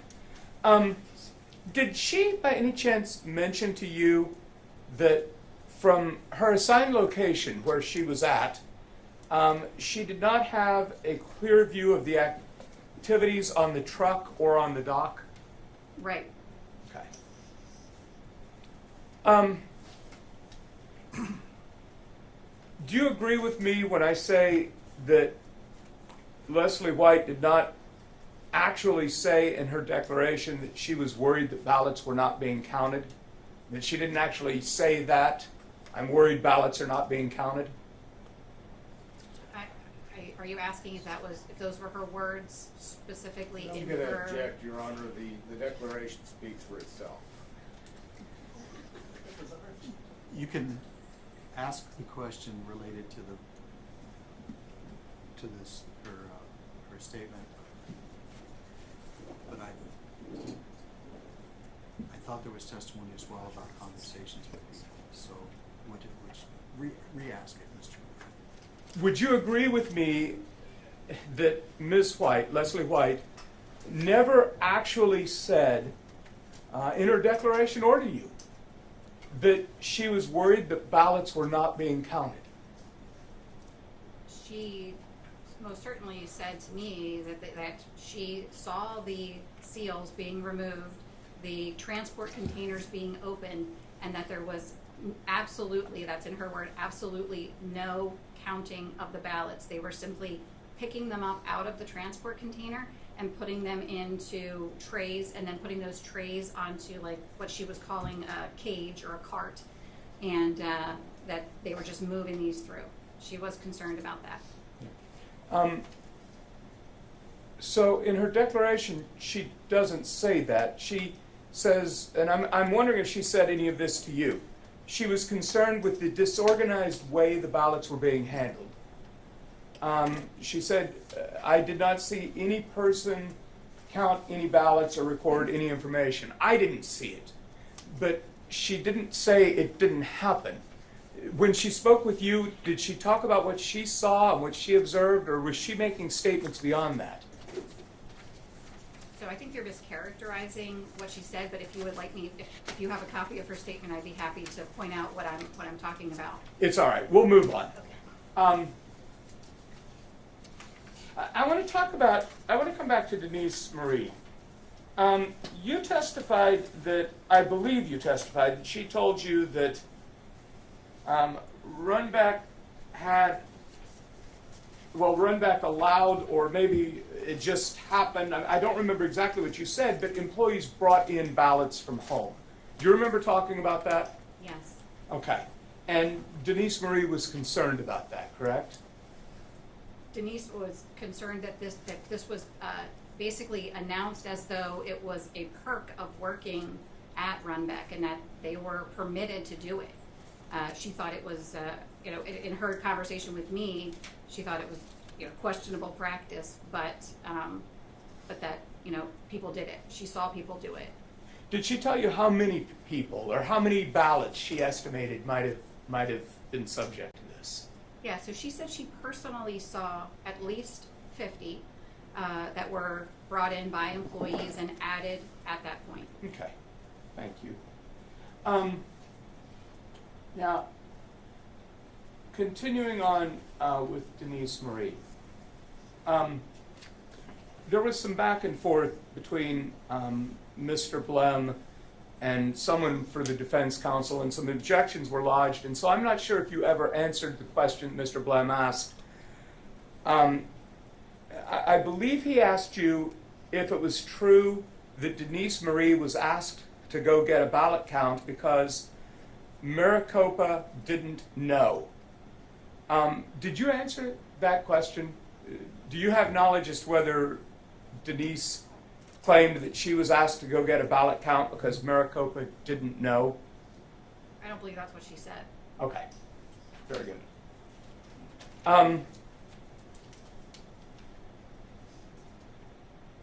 But to clarify, she was asked to go get a count and report it back so that they could call Maricopa and say, hey, this is how many ballots we scanned, and subsequently the number that the county was reporting increased by the same difference. Okay. He was reporting 275. She counted the actual number of inbound scans, reported 298, and subsequently the number that Maricopa was reporting as the total ballots in the election increased by 25,000. Let's talk about that for a minute. In your experience, just based on your knowledge in working with elections, is it typical for elections departments to do reconciliation of ballots, make sure that they have the numbers right? Reconciliation should happen in multiple different places. For example, you reconcile the number of voters who check into a vote center to the number of ballots cast in a vote center. Those types of reconciliation are incredibly important. Okay. And, well, let's move on from that. I want to talk about what happens at Runbeck. Do you know what happens to the ballots actually at Runbeck? What the elections department and Runbeck employees do with the ballots there? Yes. What do they do? So they they load the ballots on the inbound machine. The inbound machine, by the way, is only operated by Runbeck employees. So they load them on, and they go through and they cut them off at about a 10, 11,000 batch size. At that point, they stop. They create the paperwork for that particular batch of signature verification files, right? So they're scanning the signature on the envelope. They're creating a file for that is then transmitted to Maricopa County so that they can start that signature verification process. Mm-hmm. All right. So they go to Maricopa County to start the signature verification process. Is it your understanding that before an early ballot is tabulated, the elections department has to examine the signature and determine whether the signature matches a signature in the voter registration file? I'm sorry, can you repeat that question? Yeah. Is it your understanding that before an early ballot is tabulated, the elections department looks at the signature on the affidavit envelope and must determine whether it matches a signature in the voter registration file for that voter before it's going to go to tabulation? Yes. Okay.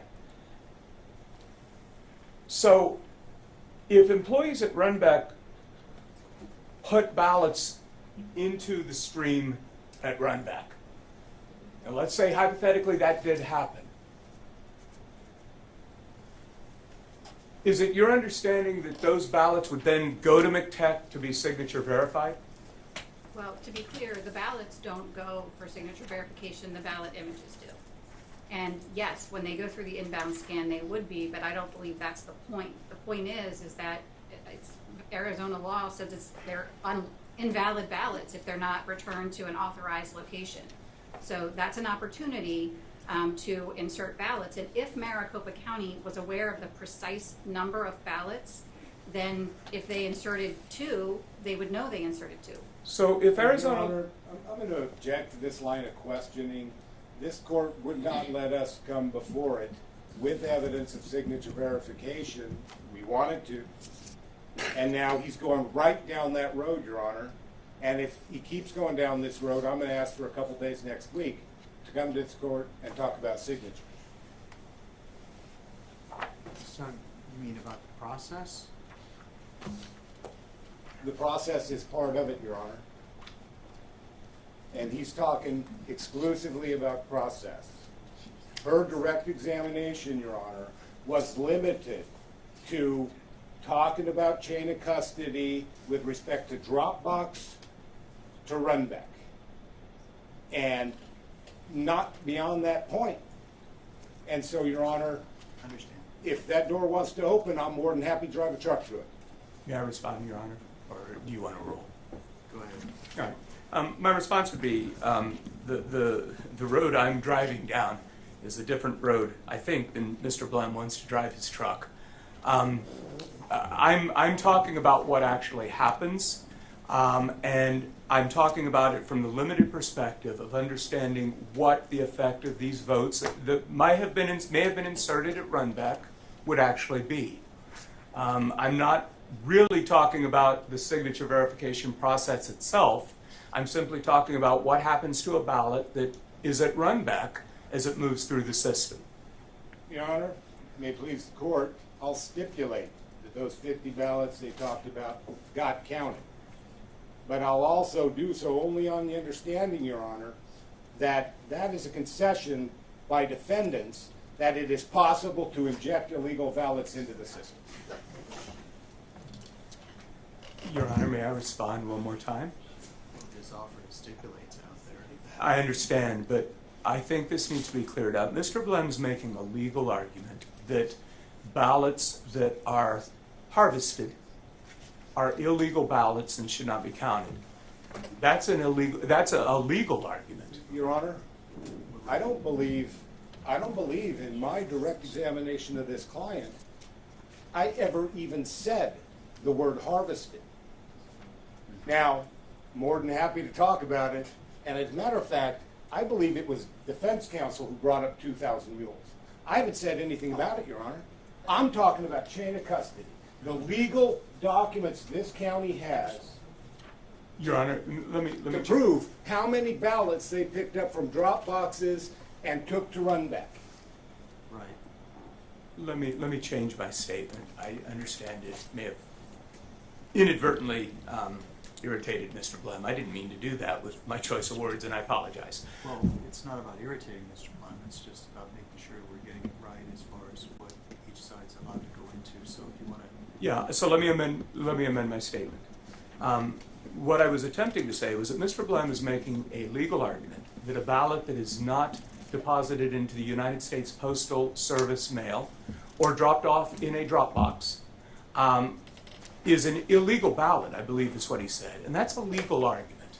No, I think we're talking about chain of custody, if we could distinguish things. And he did discuss chain of custody very thoroughly with this witness. I believe I understand what you're asking about. He's correct that what you're discussing is the process for validation of signatures as it would relate to possible injection of ballots into the system without the chain of custody accounting for them. Have I got that right, Mr. Blem? Did you listen to what I said? I did, Your Honor, but I'm kind of hard of hearing. Well, I'm speaking soft, maybe. Do you want me to say it again? Try a combination of both, if you would, please, Your Okay, Honor. sure.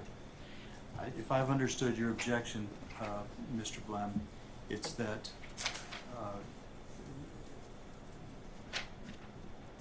you've limited your direct examination to chain of custody, and what is being talked about here by Mr. LaRue, the questioning is to elicit testimony about the handling of ballots that might violate the chain of custody if they're into the system, and why those ballots would still be subject to verification through the signature validation process regardless of how they came in. Your point is that you are saying, wait, it's only about the chain of custody, and if it violates the chain of custody, that's the analysis that you're end of story, that's where it goes. Yep, what I'm saying is, Your Honor, the direct examination was about chain of custody and the importance of chain of custody.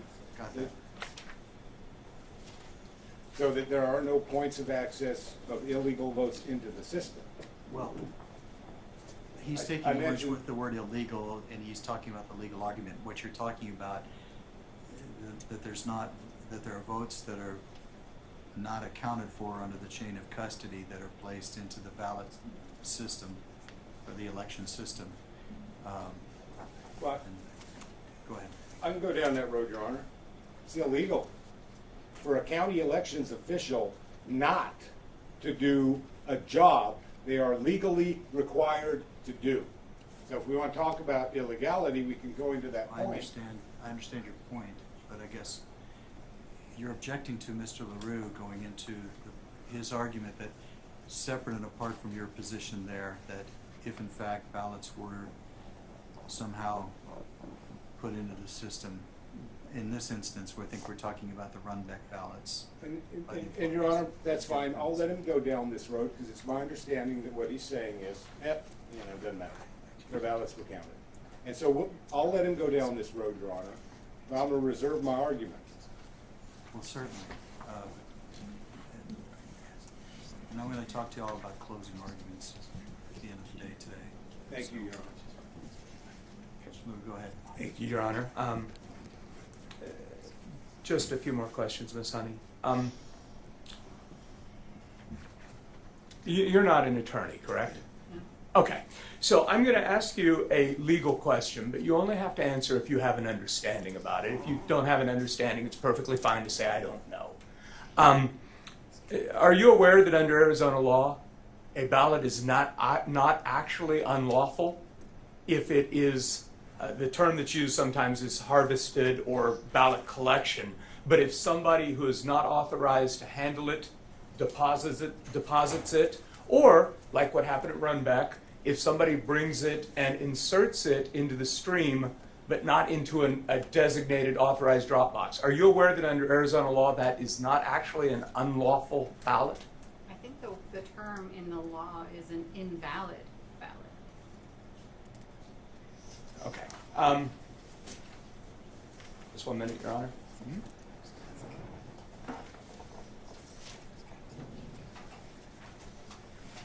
No more questions. Thank you very much, Ms. Sonny.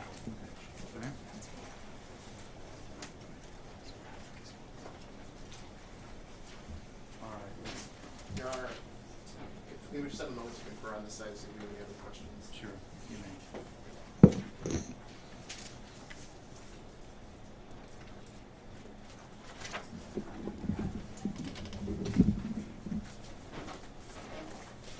Good afternoon, Ms. Honey. My name is Andy Gao, and I represent Secretary Hobbs in her official capacity. I want to echo Mr. LaRue's thanks for being here today. I'm going to be, and I may surprise Judge Thompson as well, I'll be very brief. First of all, as you sit here today, you have no evidence that anybody intentionally interfered with the chain of custody of ballots in Maricopa County for the 2022 general election, do you? Well, I don't think I said that anybody interfered with it. I said they failed to maintain their legally required chain of custody. So your answer to my question then is yes, you have no evidence that anybody intentionally interfered with the chain of custody for ballots cast in Maricopa County for the 2022 general election, correct? Ask and answer, Your Honor. Well, I didn't hear it, so if you can answer it. If you understand it, ma'am, you can ask it. Answer it, excuse me. If you need it rephrased, I'll have them rephrase it. Well, I think you're asking a question and sort of saying it in a way that I didn't say it. So if you would ask it in maybe a different way, that would be good. Sure. You have no evidence that anybody intentionally did not obey the law with respect to the chain of custody in Maricopa, with respect to any ballots cast in Maricopa County in 2022 for the 2022 general election. I believe I understand your question. Okay. And I would say that somebody, a person, and it's my understanding that the recorder is responsible for maintaining chain of custody. Somebody made the decision not to do it. And I would say that when they made that decision, knowing what the law is in Arizona, that was an intentional decision. And I'm sorry, Ms. Honey, but again, that's not what I'm asking. I'm asking what evidence. You have no evidence that anybody made an intentional decision to do anything here, correct? Well, I think that Your Honor, I think this is a yes or no question. Yes, it is. If you understand the question, if you don't understand it, ma'am. I don't understand the question. I think I felt like I answered it, so I'm Okay. sorry, I don't understand. And then, other than the 50 ballots or so that were mentioned in one of the declarations about family members at Runbeck, you have no evidence that any other ballots were, quote unquote, injected into the system at any point in time, correct? Well, unfortunately, because of the I'm sorry, Ms. Honey, again, it's a yes or no question. Other than those 50, you have no evidence of that, correct? Can you ask the question in a different way? Certainly. There was some discussion earlier that the employee at Runbeck told you, and it's reflected in her declaration, that she estimated that there were approximately 50 ballots of either Runbeck employees or Runbeck employee family members who dropped off their ballots at the Runbeck facility. Is that correct? Correct. Okay. And my question is, beyond what that particular person told you with respect to those approximately 50 ballots, you have no evidence that any other ballots were, quote unquote, injected into the system at any point in Maricopa County for the 2022 general election. Is that correct? I could say that's not an answerable question. As you sit here right now, you have nothing else to say on that issue beyond the 50 ballots that were specifically mentioned to you by that individual, correct? No, I have something to say. No, I'm asking about evidence. Do you have evidence? Yes, I think that the failure to have chain of custody makes it impossible to know how many ballots were or were not transferred. But as you sit here now, the only ones you know about are the 50 that were mentioned to you by the one witness, correct? The only identifiable ballots that you can speak to today are the 50 that were mentioned by the runback I witness. can't identify those 50. I don't know who they are. Thank you. I have nothing further, Your Honor.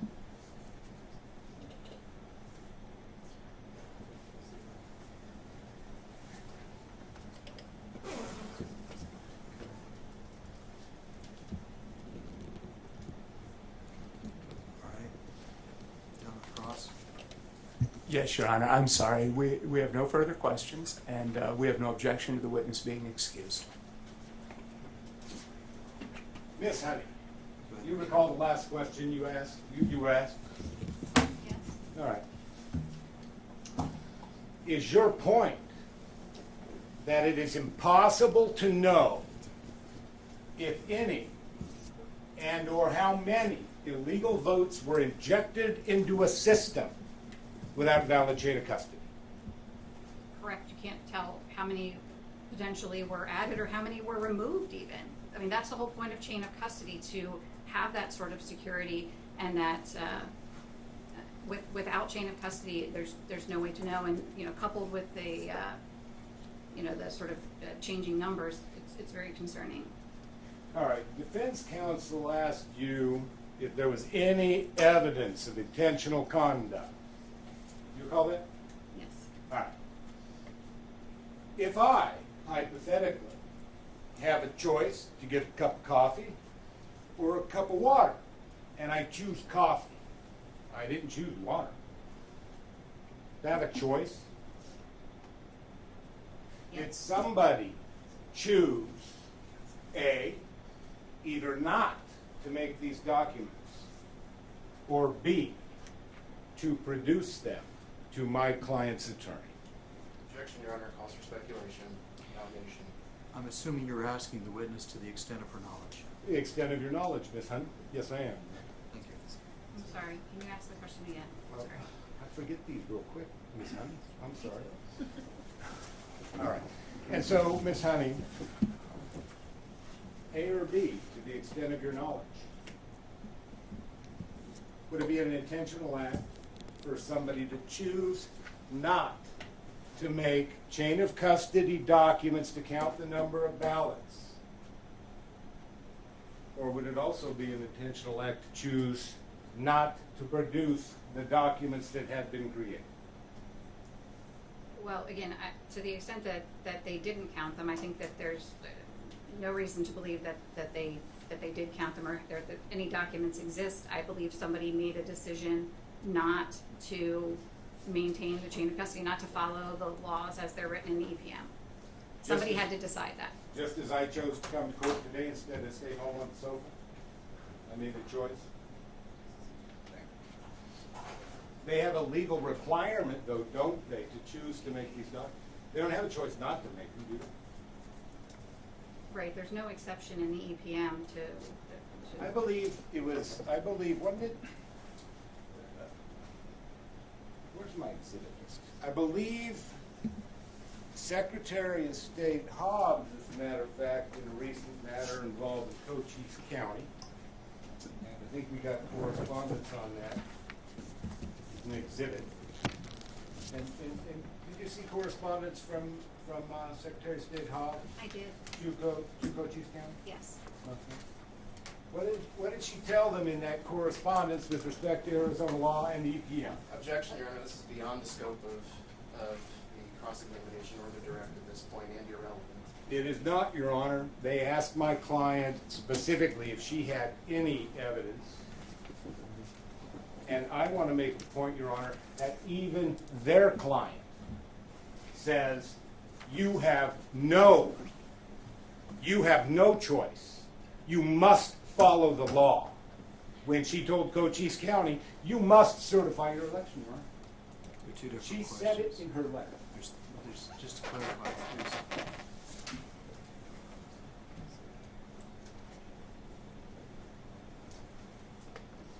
I'm not sure what the letter says that you're referring to. It says you must what? She told the Board of Supervisors for Cochise County that they have no choice but to do their legal duty and certify the election to make her governor of the state of Arizona. And And that, My argument here, Your Honor, that same legal duty applies to Maricopa County with respect to their obligation to follow Arizona law and the Elections Procedure Manual. no, okay, you were correct. They're obligated to follow the procedures in the manual, but the question that was asked is whether she has any direct evidence that there was an intentional decision to not make the documents or not produce the documents, is what I recall. And she didn't answer it directly. What she said in response was, they're supposed to do this, and the fact that it didn't get done tells me somebody must have made a decision. And that was the answer. So I think it's been asked and answered. To the extent that you're going to ask her about a conclusion of law, that's... Fair enough, Your Honor. I only got a few more questions anyway. Please proceed, Mr. Martin. I think if you recall cross-examination correctly, I got the impression that defense counsel was sort of downplaying the injection of 50 ballots into the system. Do you recall those questions? I do. I believe they were, do you have any evidence those 50 votes were not counted or something along those lines? You recall that question? I do. You don't have any evidence that those votes were not counted, do you? I don't know which ballots those were. Is that the point? That is the point. I mean, Denise said that she personally observed 50. She's not there all the time, so we don't know what that number is. And the reason we don't know what number that is because we don't know how many there were supposed to be. Could it be 5,000? Objection, Your Honor, speculation, foundation. I agree, Your Honor. That's But your the point. only- That's your point, so sustained. Can't blame a guy for trying. That's all we can do, isn't it, Miss Hunt? Is speculate. Isn't it? Well, I strongly dislike speculating, but I think there's just no way to know the answer, and that's the problem. There's Any no way to question know. I ask you about how many ballots it could have been would be nothing but pure speculation, isn't that right? Correct. And isn't that the problem? Okay, you testified earlier, and this gets back to their questions about chain of custody being complicated. You recall that? Is it complicated? I mean, it's more complicated in Maricopa because they outsource it, but, you know, chain of custody is chain of custody. You know, I want to know how many ballots I'm transferring from point A to point B, and, you know, if you understand, I mean, the EAC says it's incredibly important. It's critical for... All right, now let's go back to your history and your background just very briefly, so I can wrap this up. Supply chain management, what'd you do in that area? I do consulting in the supply chain space. Again, a lot of it is counter diversion, but it's also in terms of loss prevention. Okay, loss prevention, all right. And so, do companies pay, and let's talk about widgets, because everybody likes widgets. Do companies pay millions of dollars every year to consultants to help them with their supply chain management? Your Honor, I'm going to object. It seems to me that this is beyond the scope of the cross-examination. It is. Your Honor, he asked her specifically, he asked her, is chain of custody complicated? Your Honor, I don't believe that was my question. Hold on. And my argument is this, Your Honor. if I- Wait. I'm not in the habit of debating objection or rulings on objections. Understood, I'm just gonna make a legal argument. But, Which is an argument with the judge about the ruling on the... oh no, I'm not trying to argue with the judge, I wanna make a challenge to his objection. It may be a distinction without a difference, Mr. Button.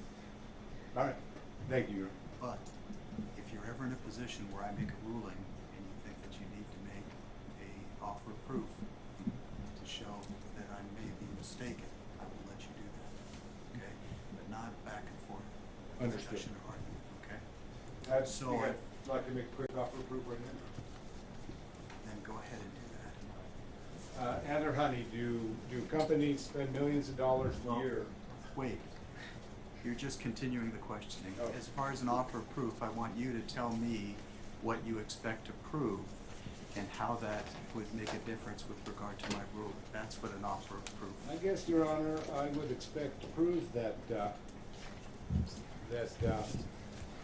you know, big companies spend millions of dollars every year, you know, to get 5,000 widgets to your local Ace Hardware store. And they do it successfully. I'm not arguing. And so, I'm not arguing the concept. I'm arguing that whether or not your offer of proof is going to show me that this is something that was touched on in his cross. understood, Your Honor. And I'll just move on to my last point. You were part of the 2021 Arizona election, is that correct, Ms. Hunt? And this is relevant to Mr. LaRue's question to you about the Postal Service receipts. You recall that question? Yeah, I do. And Mr. LaRue was telling you, well, those aren't really receipts, are they? Those are weights. Is that true? I believe Mr. LaRue asked if it was possible that they were weight counts. Okay. And are weight counts a valid tool to count paper documents? Yes. Okay. Why is that? Scales are precise, and you can determine the weight of a single sheet of paper, you can determine the weight of a single ballot, and then weigh it, and, you know, you're within, it's a pretty accurate measurement. That's what weight counting is. Well, let me ask you this question. During the 2021 audit, did you and your crew weigh all of the ballots? Objection, Your Honor, relevance. I'll get to my relevance. I give him some leeway. Go ahead. You can answer it, ma'am. Go ahead. We didn't weigh all of them, no. We weighed some boxes.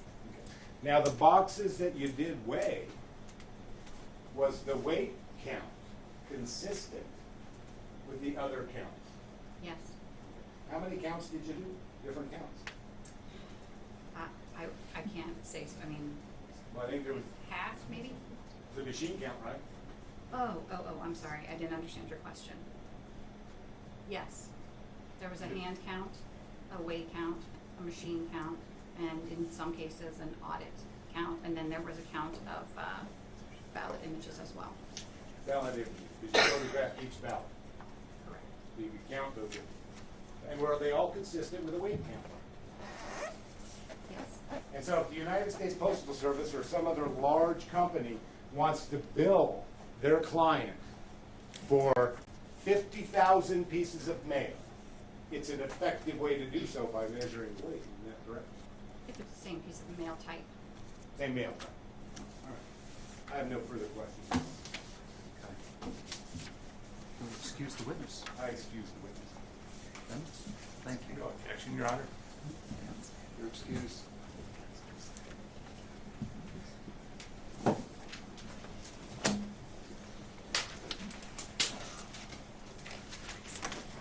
You can sit. Your next witness. Wait. I think we're okay. Your next witness would be? Your Honor, our next witness is Bettencourt, please.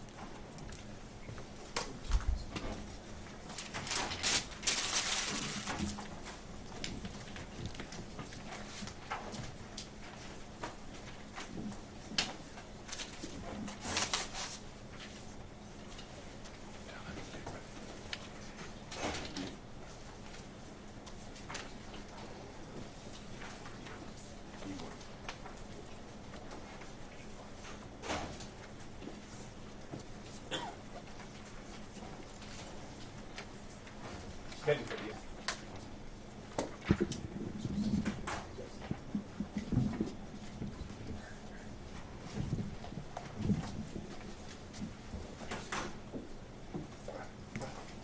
Sir, if you could just stand right there in front of my clerk, she will swear you in.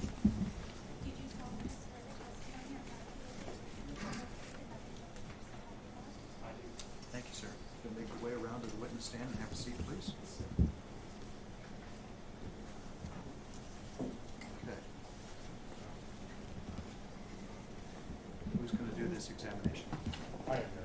Whenever you're ready, Mr. Olson. Yes, sir. Good afternoon, Mr. Bettencourt. Would you please state your full name for the record? Bradley David Bettencourt. And what is your occupation? Well, I generally work with real estate and have my own company and work with my dad. Did you have occasion to be hired by Maricopa County for any elections? Yes, I decided to work for T-Tech with them. They reached out, I had applied, and they reached out after. And when did they reach out to you? Oh, a little over a month before the election, And you're referring to the 2022 general election or the primary? the general election. Okay. And what is a T-Tech? Well, we would set up the sites beforehand and site watch on the days of polling.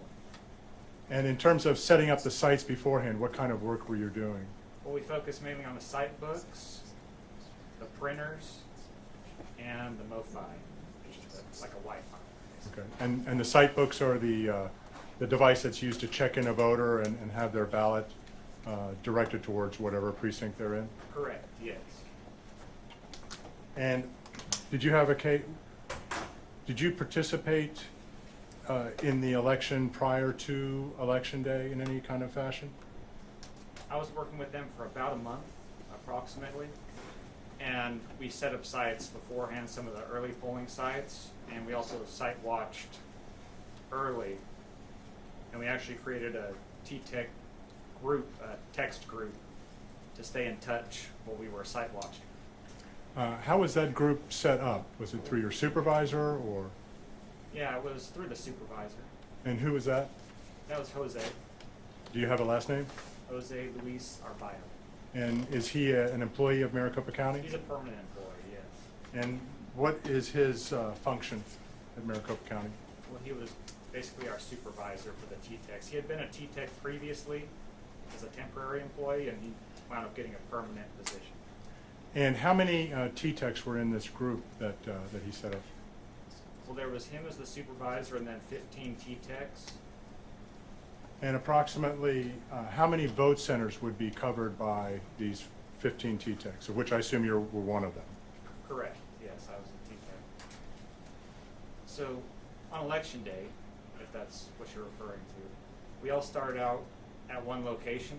Some of us stayed at that location the whole day, and other ones moved around to multiple locations. If you actually look in one of the exhibits on the text messages, one person had well over 100 miles driving around to probably about 5 or 6 sites throughout the day. Do you have an estimate as to how many vote centers were covered by the 15 T-Techs, approximately?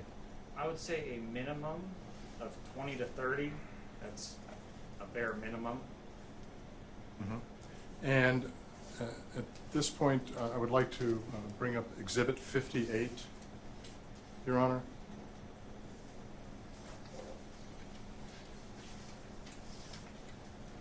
Go to the next page. And Exhibit 58 is a series of about over 54 pages of text messages. Do you recognize this document, sir? Absolutely, yes. And what is it? It's the group text from that day, the election day. And is this a group text chats from your phone? Yes, yes, sir. And did you provide a declaration in this case? Yes, And you swore under oath under the penalty of perjury to tell the truth, correct? absolutely correct. And did you, in connection with this declaration, provide screenshots of your text messages with the other T-Techs, the other 15 T-Techs that day? Yes, correct. Do you believe this to be, and you can scroll through some,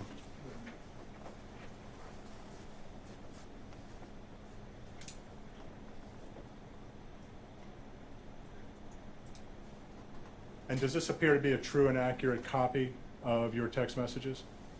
Yes, sir, Okay. it does. There are a lot of issues that came up throughout the day. and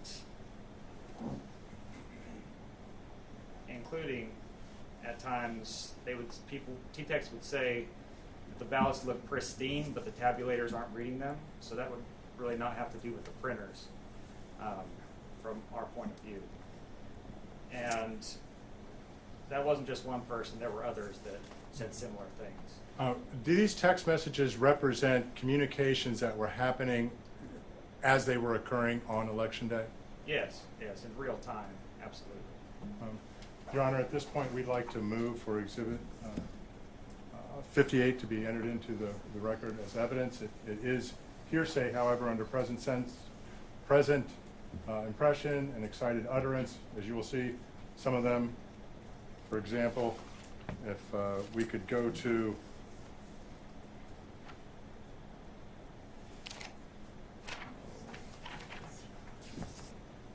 page base number 367. And at the bottom, you'll see, Your Honor, it says, "I'm having a 911." I would say that there are a number of, as you just can scroll through, these would classify or qualify as either excited utterance or present sense impression. Certainly,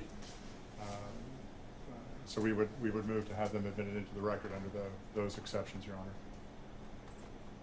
Any objections? Your Honor, Christina Ford on behalf of the governor-elect. We do object to these coming in. There are more than, I believe, 50 pages of these texts, and one text out of 50 pages that potentially qualifies for an excited utterance doesn't make up for 50 pages of text from this day of otherwise out-of-court statements that they're trying to enter for the truth of the matter. Your Honor, Go ahead. I also submitted them, sir, with under the present sense impression. These are real-time messages, text messages that are being typed in as the events are unfolding, the day of election, and I believe it falls under that exception as well. Okay. I'm going to allow them because I think that what they represent is the correspondence back and forth between the techs who are working with their immediate impressions of trying to resolve the problem. So go ahead. So what you're offering, what's the number again? It's 58, Your Honor. 58. So I'll admit 58 over objection. Go ahead. Mr. Bettencourt, can you describe what was going on between you and your other T-Techs on Election Day? If you had to characterize it. Yeah, we were consistently talking back and forth trying to solve the problems, and this group was really trying hard because there were a lot of issues that popped up. And actually our main fix turned out to be walk up to the printer, open up the printer, take out the ink cartridge and shake it. So that was our main fix. That was the big one we were tending to do. I know the official county statement was that they changed the printer settings, but I'd say based on the text I saw, that was probably about 10 to 20% of the issue there. So I would say that'd be an incomplete description of the issues from my point of view, seeing the text. Did the situation resolve very quickly, or did it last throughout the day with the problems? That depended on the location. Some got better, and some kept having issues. I mean, we had issues. I believe there was one even after closing time where they were asking someone to go over to Biltmore, I believe it is. You can confirm towards the end there. How would you how old are you, sir? I'm 34 years old. Okay. And how long have you been in Arizona? Well, I've been off and on. I've actually lived in 5 states, but overall, a little over a decade in Arizona. And so you've been voting for how long?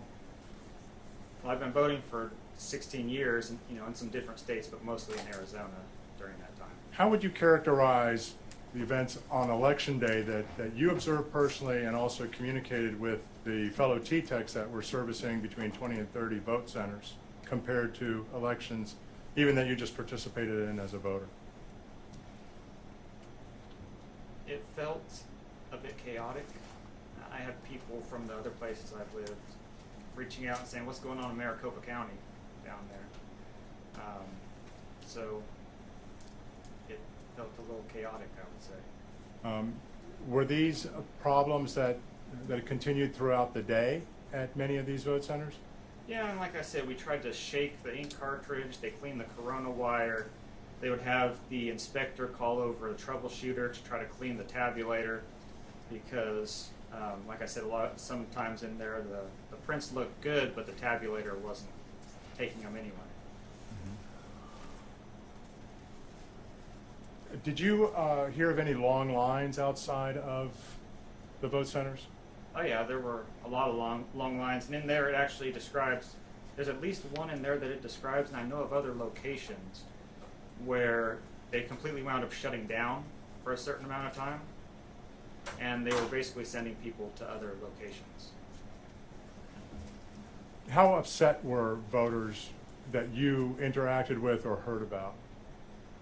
Well, I heard some people being very upset, more so at other locations. We didn't have quite as many issues at our location, but it did shut down for about 5 to 10 minutes at one point with both tabulators being down.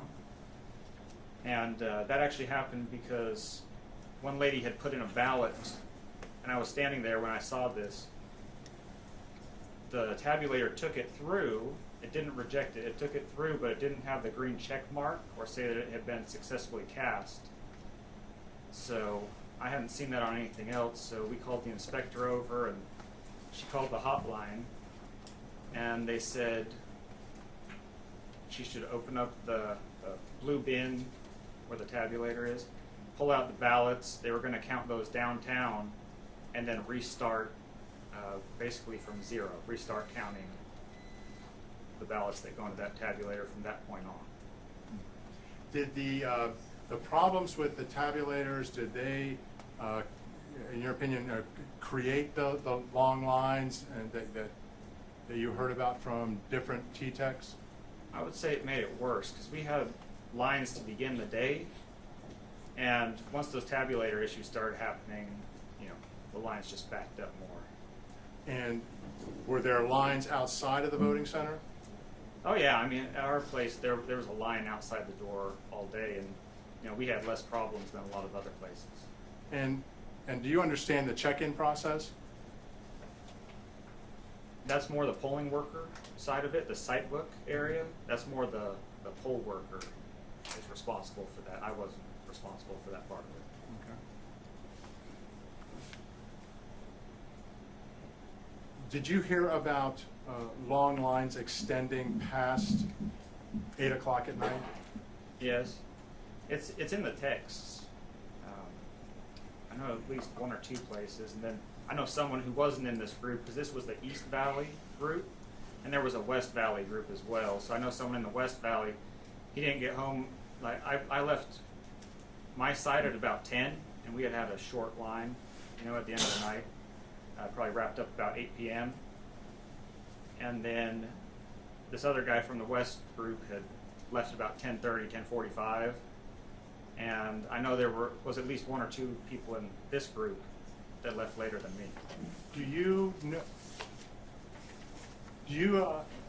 know whether or not any people who were waiting in line just simply gave up waiting in line, or saw things on the news and decided that they just didn't have the time to come out and vote? Objection, Your Honor. Speculation, foundation. You can answer it yes or no. He was asked, do you know? Sir, if you're able to, you can answer yes or no. Yes, I don't know that personally. As I said, my site had less problems than the others, so I can only speak for my site, and I don't have any knowledge of that specifically. All right. Thank you, Mr. Bettencourt. Cross-examine.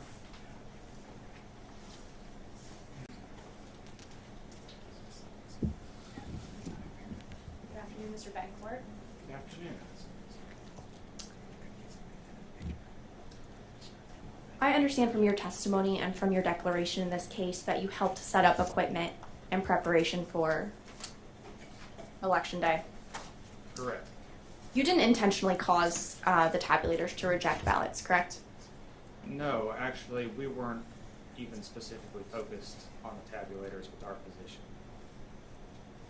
And you don't know of any other T-Techs who intentionally caused the issue?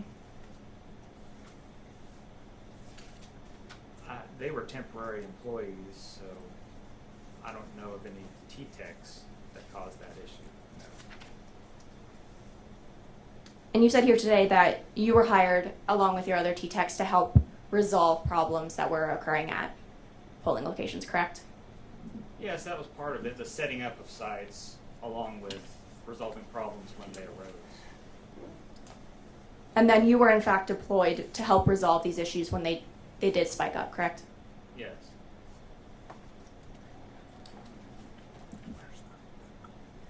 Would you agree with me that sometimes tabulators cannot read a ballot due to the way that the voter marks the ballot? Yes, and I actually wrote that in my declaration as well. That's part of it, but that wasn't the whole part, so I can specify. That was definitely not the whole part. There were some that looked very good, and the voters had marked them very well, and they weren't being read. Okay, well, I wanted to go through some of those. So I understand from your declaration that you and your fellow T-techs sometimes found that cleaning the corona wire and the printer would sometimes help fix the tabulator issue. Is that correct? Yes, and the corona wire, that was on the older printers. I actually had the newer Lexmarks at the location I was at, so that wasn't part of the location I was at. Okay. And the group also found that changing the toner or shaking the toner could sometimes make improvements to the tabulators? Yeah, shaking the toner actually worked a decent amount. It wasn't perfect, but it helped at times. Okay. And then you all also found that letting the printer warm up could also improve the situation? We'd have to go back through the text and confirm that. I don't recall that specifically, but there were a lot of texts in there, so I don't recall every text that we had. Okay. You have no personal knowledge as to whether the printing and tabulator errors changed the outcome of the collection. The outcome of the election, correct? I don't see how there's any way I could prove that one way or the other. But you have no personal knowledge. I believe I just said I can't prove anything one way or another by myself. Okay. So you similarly do not have any personal knowledge of whether the printing errors were the result of an intentional scheme to undermine the election? Well, I was just a temporary employee doing what I was employed to do. Okay, thank you. No further questions.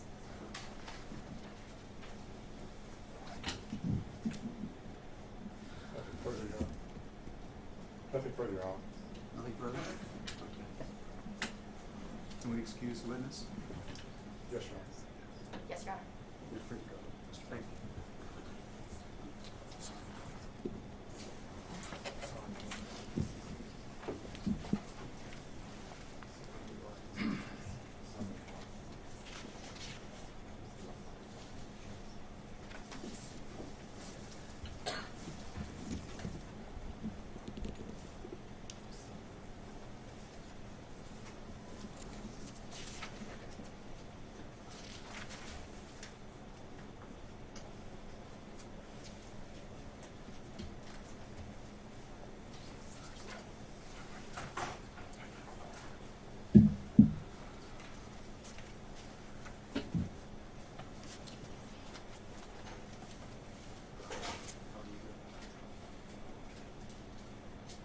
Next witness. Your Honor, we next call Mark Sonnenklar. Mr. Sonnenklar, if you could just come over in front of the clerk. Just one, two.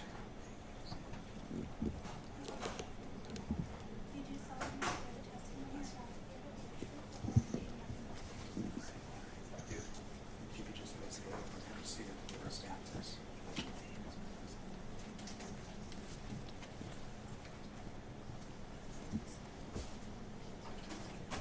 Go ahead, Mr. Olson. Good afternoon, Mr. Sonnenklar. Good afternoon. Would you please state your full name for the record? Mark Sonnenklar, S as in Sam, O-N-N-E-N-K-L-A-R. And what is your occupation, sir? I'm a lawyer, And how long have you been a lawyer? 26, almost 27 years. Did you have an opportunity to, well, strike that. How long have you lived in Arizona? Moved back to Arizona about 2 years ago, a little more than 2 years ago. I was here from age 9 through 21, so I don't know, what, 13 years total? Did you have an opportunity to participate in the 2022 election cycle? I did. And in what capacity did you participate in that cycle? I was a roving attorney in the Republican National Committee's election integrity program for the primary and the general election. And what does a roving attorney do?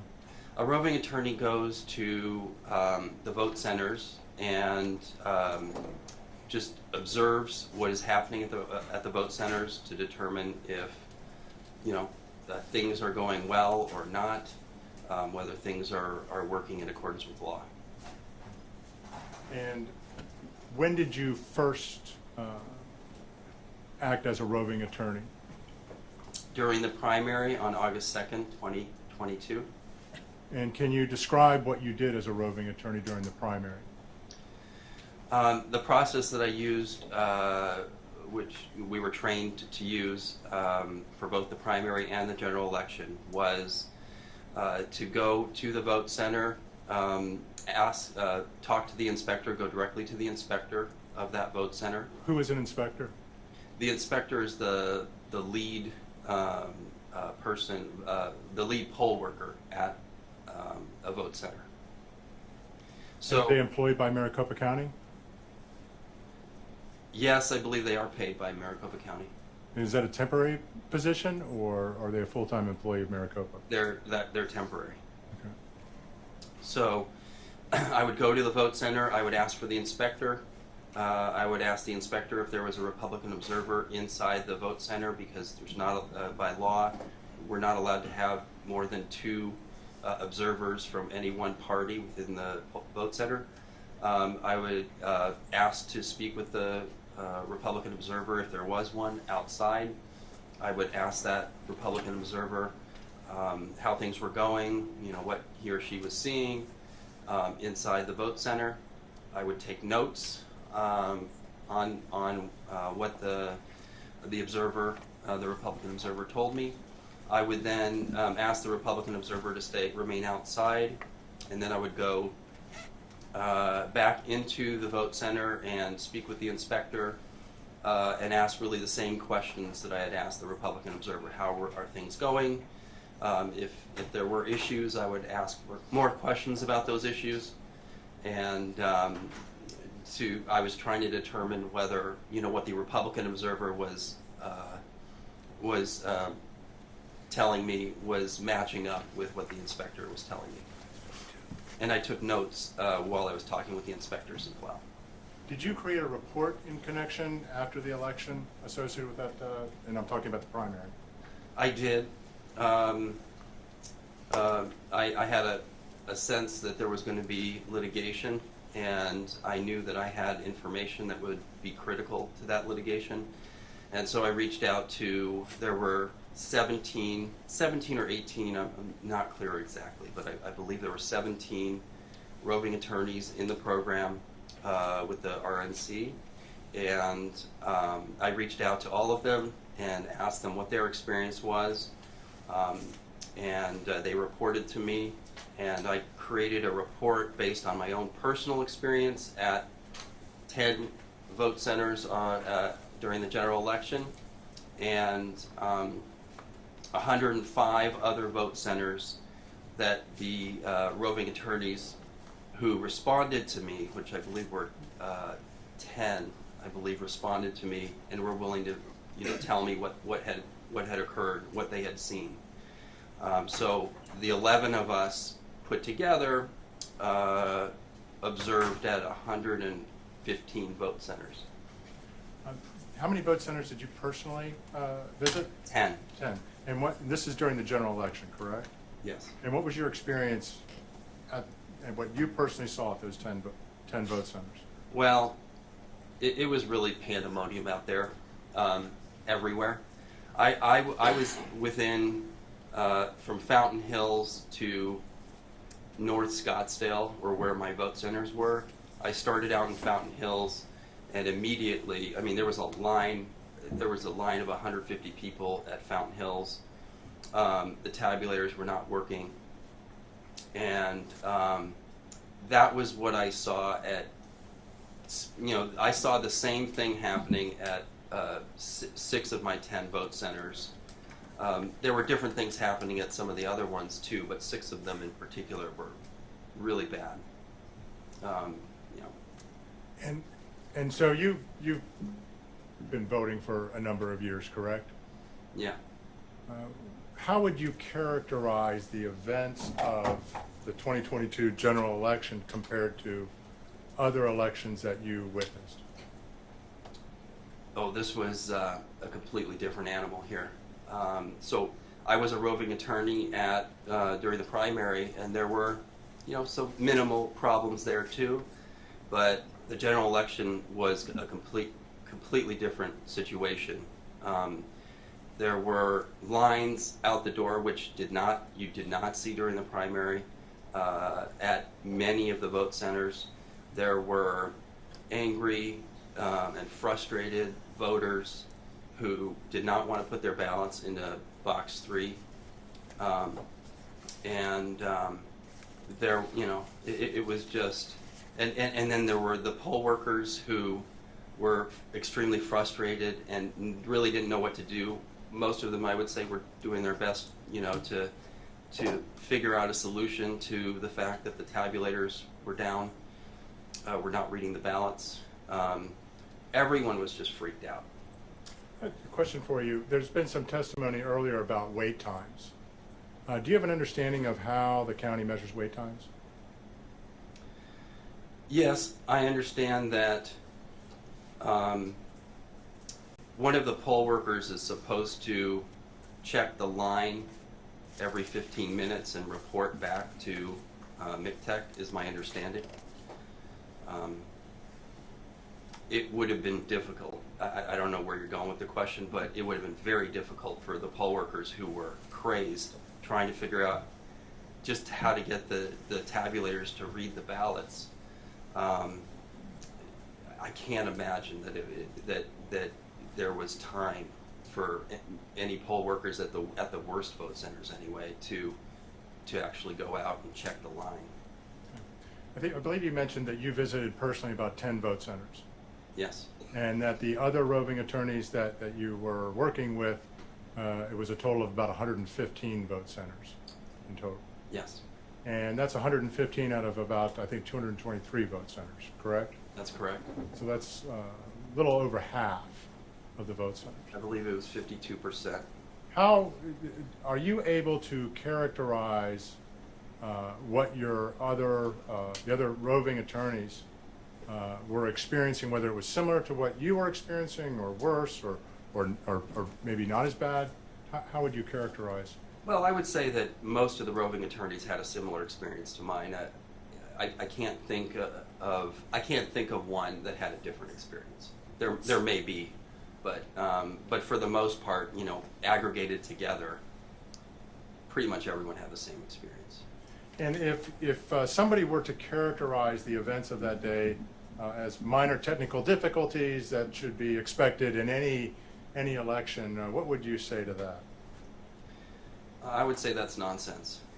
When you have 132, we've been able to document that there were at least 132 vote centers with tabulator problems out of 227, which comes out to about 59%.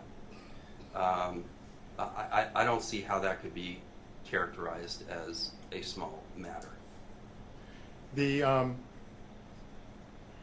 You mentioned you created a report along with the other roving attorneys that you worked with. Did you disseminate that report to anybody? I did send that report out. Yes, I did. Do you believe that report is accurate in its recitation of the events of Election Day? Absolutely. I was very careful not to exaggerate, overstate. I was careful to be factual. And is that report based on sworn conversations plus sworn declarations from the other roving attorneys that were given to you? Yes, it is. And if you would call up Exhibit 52.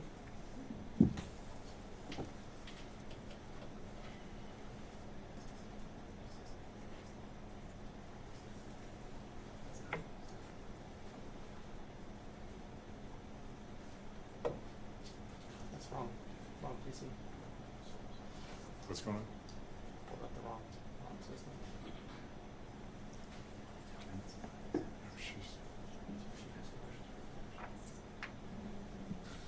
Is there a problem? I'm being told that the person over here needs to do it. It's up on our screen here, Your Honor. It's the podium actually, is what you want to bring up. There you go. Can you go to the top?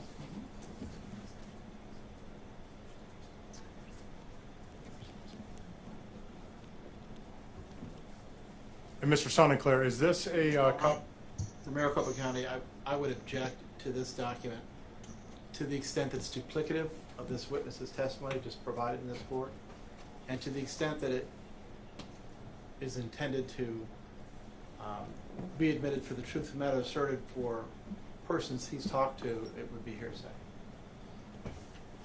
Your Honor, we have submitted this report under Rule 807. It is one of the documents that we gave notice to. And I would say that Your Honor can judge the value of the weight, but given, as the witness has testified to, we're talking about 105 vote centers. And so that he and his other fellow roving attorneys gave sworn testimony about the occurrences there. I think it should go to the weight, Your Honor. I think it would be probative, and given the limited time we have to talk about 105 vote centers, that we respectfully request Your Honor to admit it. He's here to testify about what he saw, he observed. And so it's cumulative as to that. I think this morning I told you that I was willing to admit under 807 the attached statements of the other roving attorneys. So you can choose. You can choose to either have those affidavits admitted under 807, or you can forego that and ask him questions about it and go with his report. But I'm not going to do both. Your Honor, just point of clarification. That's a free-for. That's him testifying, his report, and the affidavits that he's referring to in his testimony and his report. So I don't know if you understood this morning that I was willing to admit the affidavits attached to Mr. Sonnenklar's affidavit under 807, provided that you could, because I've read them. Yes, Your Honor. And I believe that under 807, the same analysis applies to what I told you this morning, that they appeared to also be very factual as opposed to advocacy, even though I believe that he's just said all of this was prepared as in anticipation of litigation, that the affidavits are sworn to and contain facts rather than advocacy or opinions. So after all my speaking, your choice how you wish to proceed, Mr. Olson, but I'm not going to do both. I'm not going to put in all those affidavits and have him talk about everything in his report and all the hearsay. I think I know where I'm going, sir. We will forego. We will keep them into evidence, as Your Honor alluded to, and we will move on to another topic. Okay, very good, sir. Can you pull up?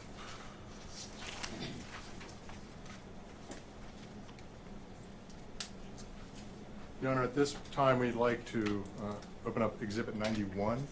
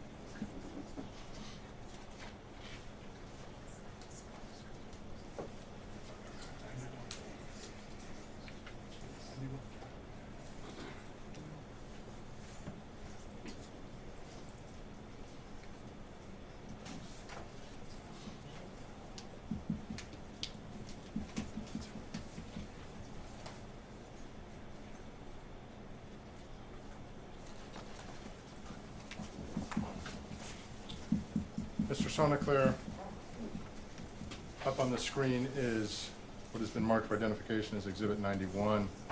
It is an exhibit that was part of a response letter by Maricopa County to the AG's letter dated November 19th, questioning some of the events around Election Day. Have you ever seen this document before? Yes, I've read it multiple times. And do you recognize this as a document that was produced by Maricopa County? Yes. Do you have any reason to doubt that it's a true and accurate copy? No. Okay.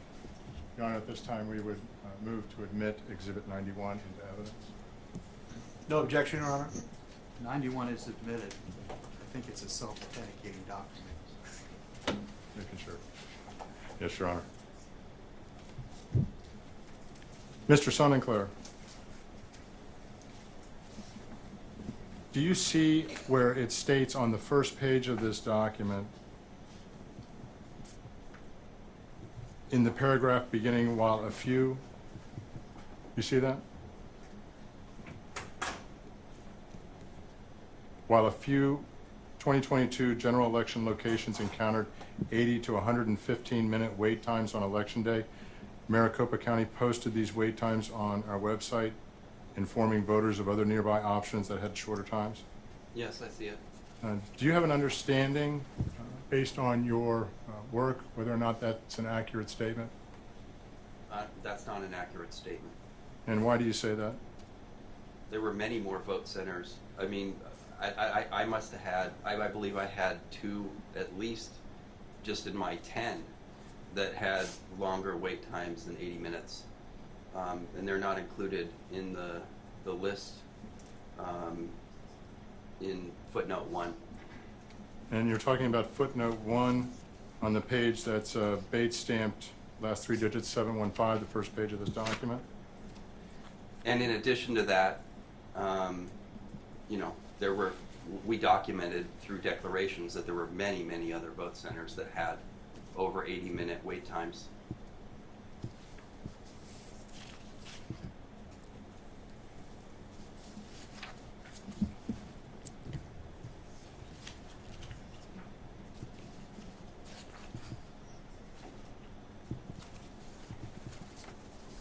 Do you have an opinion as to whether or not the county has been trying to understate the extent of the problems at the vote centers that arose on Election Day? Yes, Your Honor, object to foundation and speculation.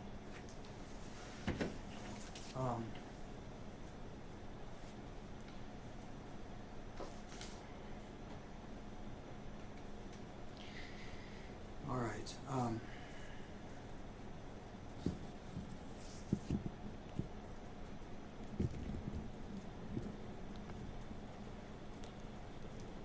As to foundation, I'd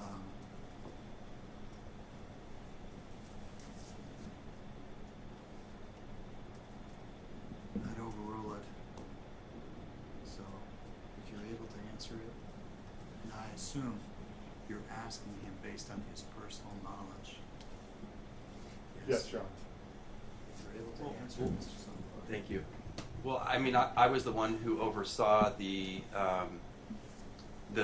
putting together of the issues spreadsheet, which showed how many vote centers had tabulator problems, how many vote centers had long lines. I've also read this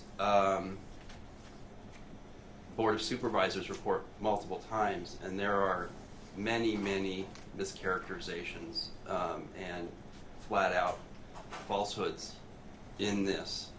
Now, so yes, I believe that they have not presented the truth here in this document.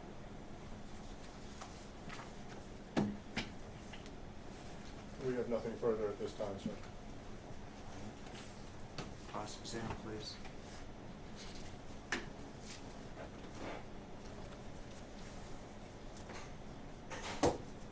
Good afternoon, Mr. Sonnenklar. I'm here on behalf of the governor-elect. Your declaration gives some figures about how many vote centers were affected with tabulator issues and lines. And these figures were gathered from reports of yourself, other RNC roving attorneys, and Republican observers, correct? That's correct. Your declaration in this case concludes that 64 of 223 vote centers had long lines on election day, correct? That's correct. So you concluded that more than 70% of vote centers on election day did not have long lines? You could infer that. But actually, what I would say about that is that we had time constraints in putting together our issues spreadsheet. And so I firmly believe that had we had additional time, we had to put it together in 2 weeks. So we had to gather declarations from a lot of people in order to prove what we wanted to prove. You know, in order for the evidence to show 64, we showed on the issues spreadsheet that 64 vote centers had long lines. Had we had more time, I firmly believe that we would have been able to show that more vote centers had long lines. The same declaration concluded that only 24 of 223 vote centers had long lines on election day after 3 p.m., correct? I would say the same thing. Had we had more time to gather the evidence, we probably would have been able to find that more than 24, but what we were able to document in the time period that we had was that 24, which in my view is a lot of vote centers to have problems after 3 p.m., given the fact that the Board of Supervisors stated that the problem was completely resolved as of mid-afternoon, quote unquote, according to the Board of Supervisors report that it was just brought into evidence. But the evidence that you put forward in your declaration was that only 24 of 223 had long lines after 3 p.m., correct? That's all I was able to conclude in the time that I had to put together the issues spreadsheet. Any voter in Maricopa County may go to any vote center they wish, correct? That's my understanding. You did not personally witness any voter who left a vote center without casting a ballot after encountering a tabulator rejection, correct? I wasn't looking for that. So here today you can't tell me that you witnessed that? I can't, but a lot of the declarations do indicate that that did occur over and over. You have no personal knowledge as to whether these printing errors changed the outcome of the election, correct? Objection, Your Honor. Foundation. Your Honor, I'm just asking whether he knows. His knowledge is the same thing. If you know, sir, and you're able to answer, Well, go ahead. I would say, you know, there's only 17,000 roughly votes separating the two candidates for governor. Based on what I saw on election day, I would say there's no question in my mind that had there not been tabulator issues at 132 vote centers, this election would have ended up with Kari Lake winning. Well, that's an inference you're making, correct? You just asked me for my opinion, and I gave it. I didn't ask for your opinion. I asked if you had personal knowledge. I don't have knowledge of specific numbers. No. Okay, no further questions. Thank you.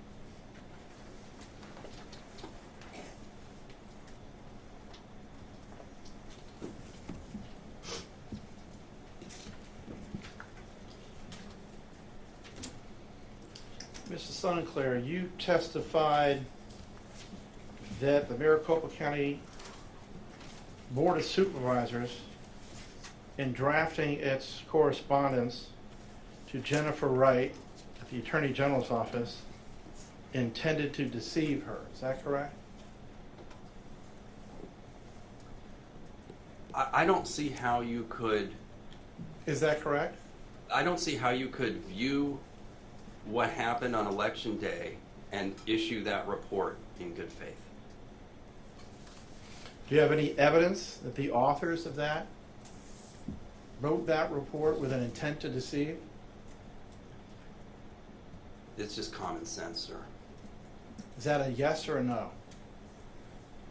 Common sense tells you that if they issued that report and they are the ones in charge of the election, then And so many things in that report were false that, yeah, they were trying to cover up. So that's what common sense tells me? Is that your testimony? Yeah, common sense tells me that there was a cover up here. Okay, that tells you, but not me, as you earlier testified. I don't correct? know what's in your mind, sir. But you do know what's in the mind of the 5 members of the Board of Supervisors.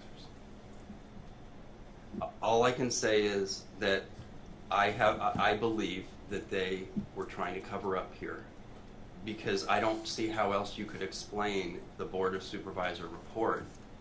It was blatantly false in so many ways. But you have no evidence of that, correct? Oh, no, I have a lot of evidence. Evidence of their intent to deceive the Attorney General's office. My conclusion is that there is an intent to deceive. Okay, so your testimony today is you can't read my mind, but you can read the mind of the members of the Board of Supervisors. Is that correct? I don't see how else you could interpret the statements on the Board of Supervisor report other than to conclude that there was an intent to minimize the problems on election day, because they probably knew they were going to be in this courtroom today. Well, it's interesting that you've just responded to my query by saying problems plural, because when you initially testified, you said problems singular. And your testimony was about problems related to tabulators. Do you remember that testimony? Do you mean in my declaration? No, I mean in your testimony right here in this courtroom a few minutes ago. Yes, I recall my testimony. Okay. And you recall that you had witnessed at least 2 vote centers, and you've heard of a lot of others that had problems with tabulators.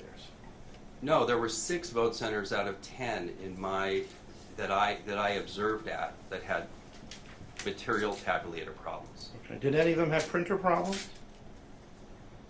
Yeah, my understanding is that the printers were not printing dark enough. That is one theory, anyway. Was that your understanding from your direct observation? Yes. So you were able to observe the printers putting in not enough ink in some of the ballots? So my declaration sets this out. At one of the vote centers that I went to, I spoke with the inspector. They had a massive problem with the tabulator not working. Okay, thank you. You've already testified about your conversation with the inspector. I heard that, and I thank you for that. No, may I But actually my question, answer your question? yes, please. My question was your observation. This is of my the answer. Excuse me. Your observation with the problems with the printers, not what you heard from inspectors. Can you answer that? My observation was in relation to a conversation I had with the inspector. So that would be, you heard it from somebody else who observed it, but you didn't. I'm not a technical person. I don't know exactly what caused the problem, okay? But an inspector showed me the ballots. Okay, so you don't know what caused the problem, right? But you know that whatever the Board of Supervisors said was intended to deceive the Attorney General, even though you don't know, correct? I don't see what one thing has to do with the other. And there's a problem as well. How about wet pens? Wet pens that might cause problems with the tabulators. Did you observe any of that? No, I didn't note that at all. No. So you had testified earlier that you have voted several times in Arizona, but you've never seen lines like the lines you saw in the general election in 2022. Is that correct? That is correct. Did you vote in the presidential preference of 2016? No, I wasn't here in 2016. Would it surprise you to find out that in many instances, all over this country, there have been lines far longer than those to which you just testified to? I would be surprised by that, yeah. Okay, thank you. No further questions.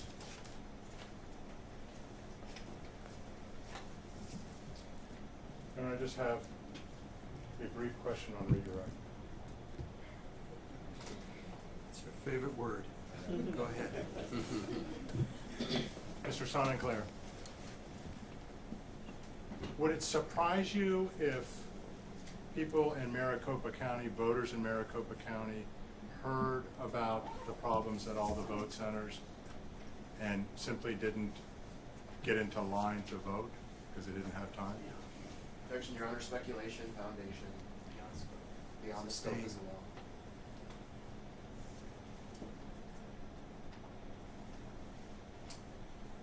Do you have a belief as to and it's a yes or no question, do you have a belief as to whether or not voters on election day, strike that, do you have a belief that there were voters on election day that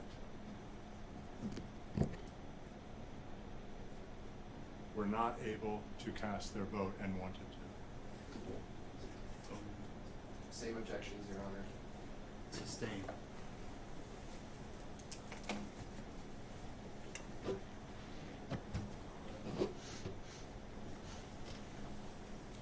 Your Honor, I have no further questions. I do have a housekeeping measure. I just wanted to make sure with our 807, I just want to make a point of clarification. We had a summary exhibit, 2 summary exhibits that were attached to his declaration, and we are moving those. I want to make sure that that was part of the evidence that Your Honor was. Are you planning to rest? Pardon me? Are you planning to rest now? Yes. Okay. Can we excuse this gentleman? Yes. Thank you, Mr. Sonnenklar. You're excused. Yes. Okay.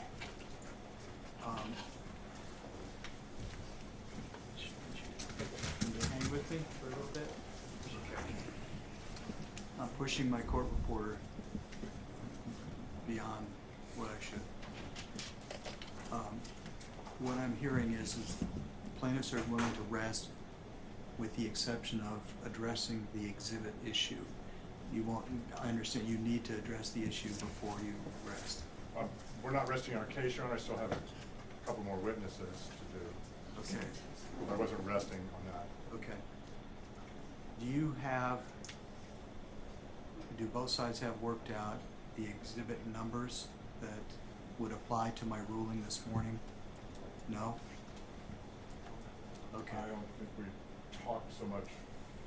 Here's what I can't do at the end of this day. I can't put my court reporter through another hour of us going back and forth about whether a certain exhibit fits within my ruling or not. This is probably a poor question.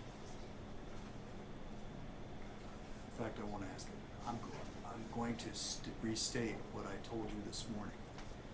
I said that the 807 ruling was extended to admitting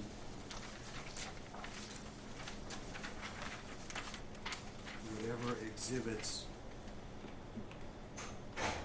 are associated with. The following exhibits are attachments to the affidavit that you filed, Mr. Olson.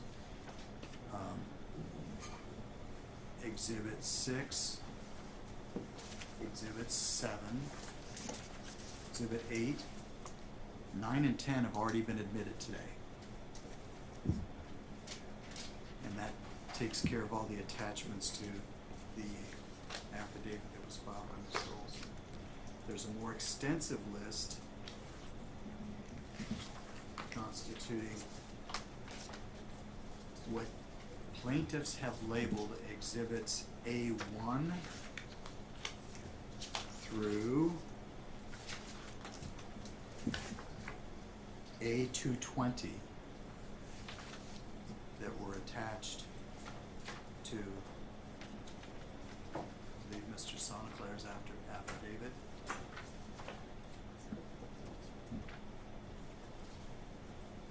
And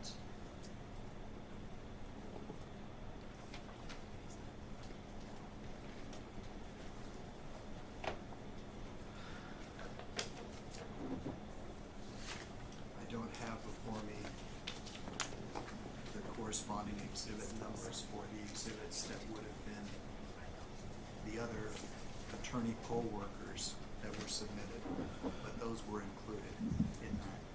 So here's what I want you to do is I want you to get together, caucus, come up with an agreed list of what those numbers are. I've already basically told you what the ruling is. I just need you to make sure we've got clear which exhibits are coming in, okay? So I can spare my clerk or my court reporter all that back and forth. I need that by the morning, okay? Yes, Your Honor. Yes, Your Honor. Okay. I've been keeping track of the time, but I haven't got a grand total.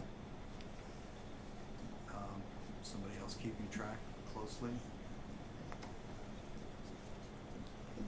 Do you know where you are with regard to time? We have somebody tracking, Your Honor, for us, but I don't. Okay. How many more witnesses do you have, Ms. Schultz?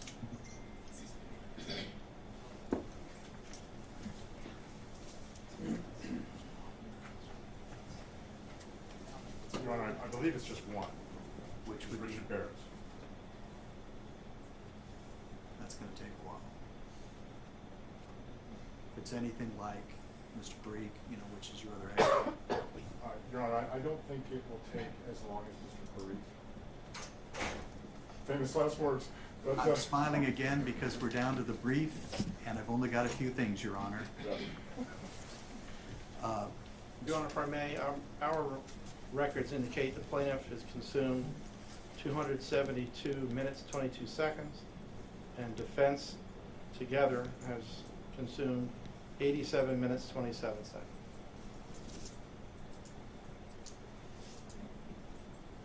And Your Honor, I'll have to check with our person.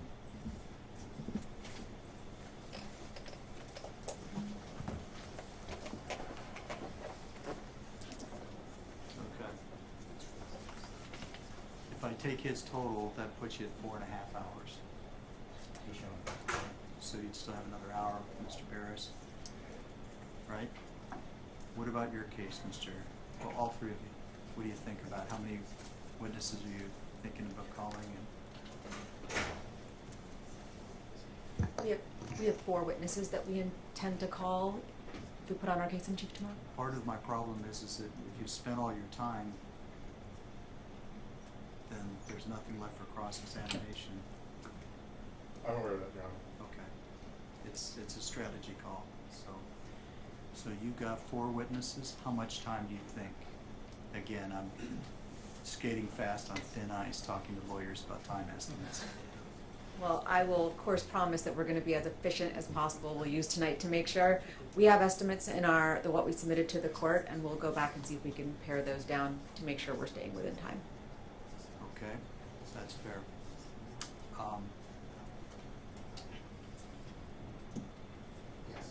Here's my concern, and even with, I know what I said about the time, but I'm concerned about closing arguments. Okay. I do want to hear closing argument. Okay. So I'm not saying that means you got to go out and drag in more witnesses tomorrow to use up all your time. But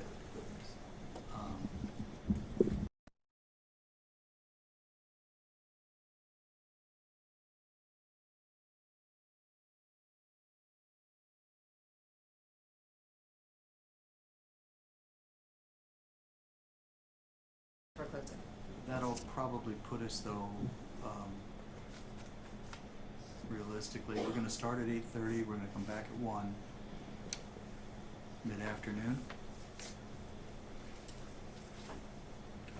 That may be fuzzy math, but best guesstimate. So at that point in time, I do want you to prepare closings. How much time do you think you would need to sum it all up? That's the both of you I'm asking. Your Honor, I think that we would not need any more than 15 minutes. I think we'd be more like 20, Your Honor. Well, okay. But they carry the burden. So I'm not going to hold you to the, 15, 20. If they have 20, you do 15. If you want 5 rebuttal at the end, I'd give it to you. Thank you, Your Honor. Sound fair? Yes. Yes, Your Honor. Thank you. Okay. Well, the goal is to get all of that done by tomorrow then. Okay. So tonight, you're going to put your heads together, come up with a list of exhibits for me by morning. get the exhibit straightened out. We'll do that as a matter of housekeeping first thing. And I think that's all I've got for you tonight. I can let you go. Is there anything absolutely essential before my court reporter collapses? I'm not saying anything. Nothing for defendants, yeah. Thank you all. I'll see you tomorrow morning at 8. All right.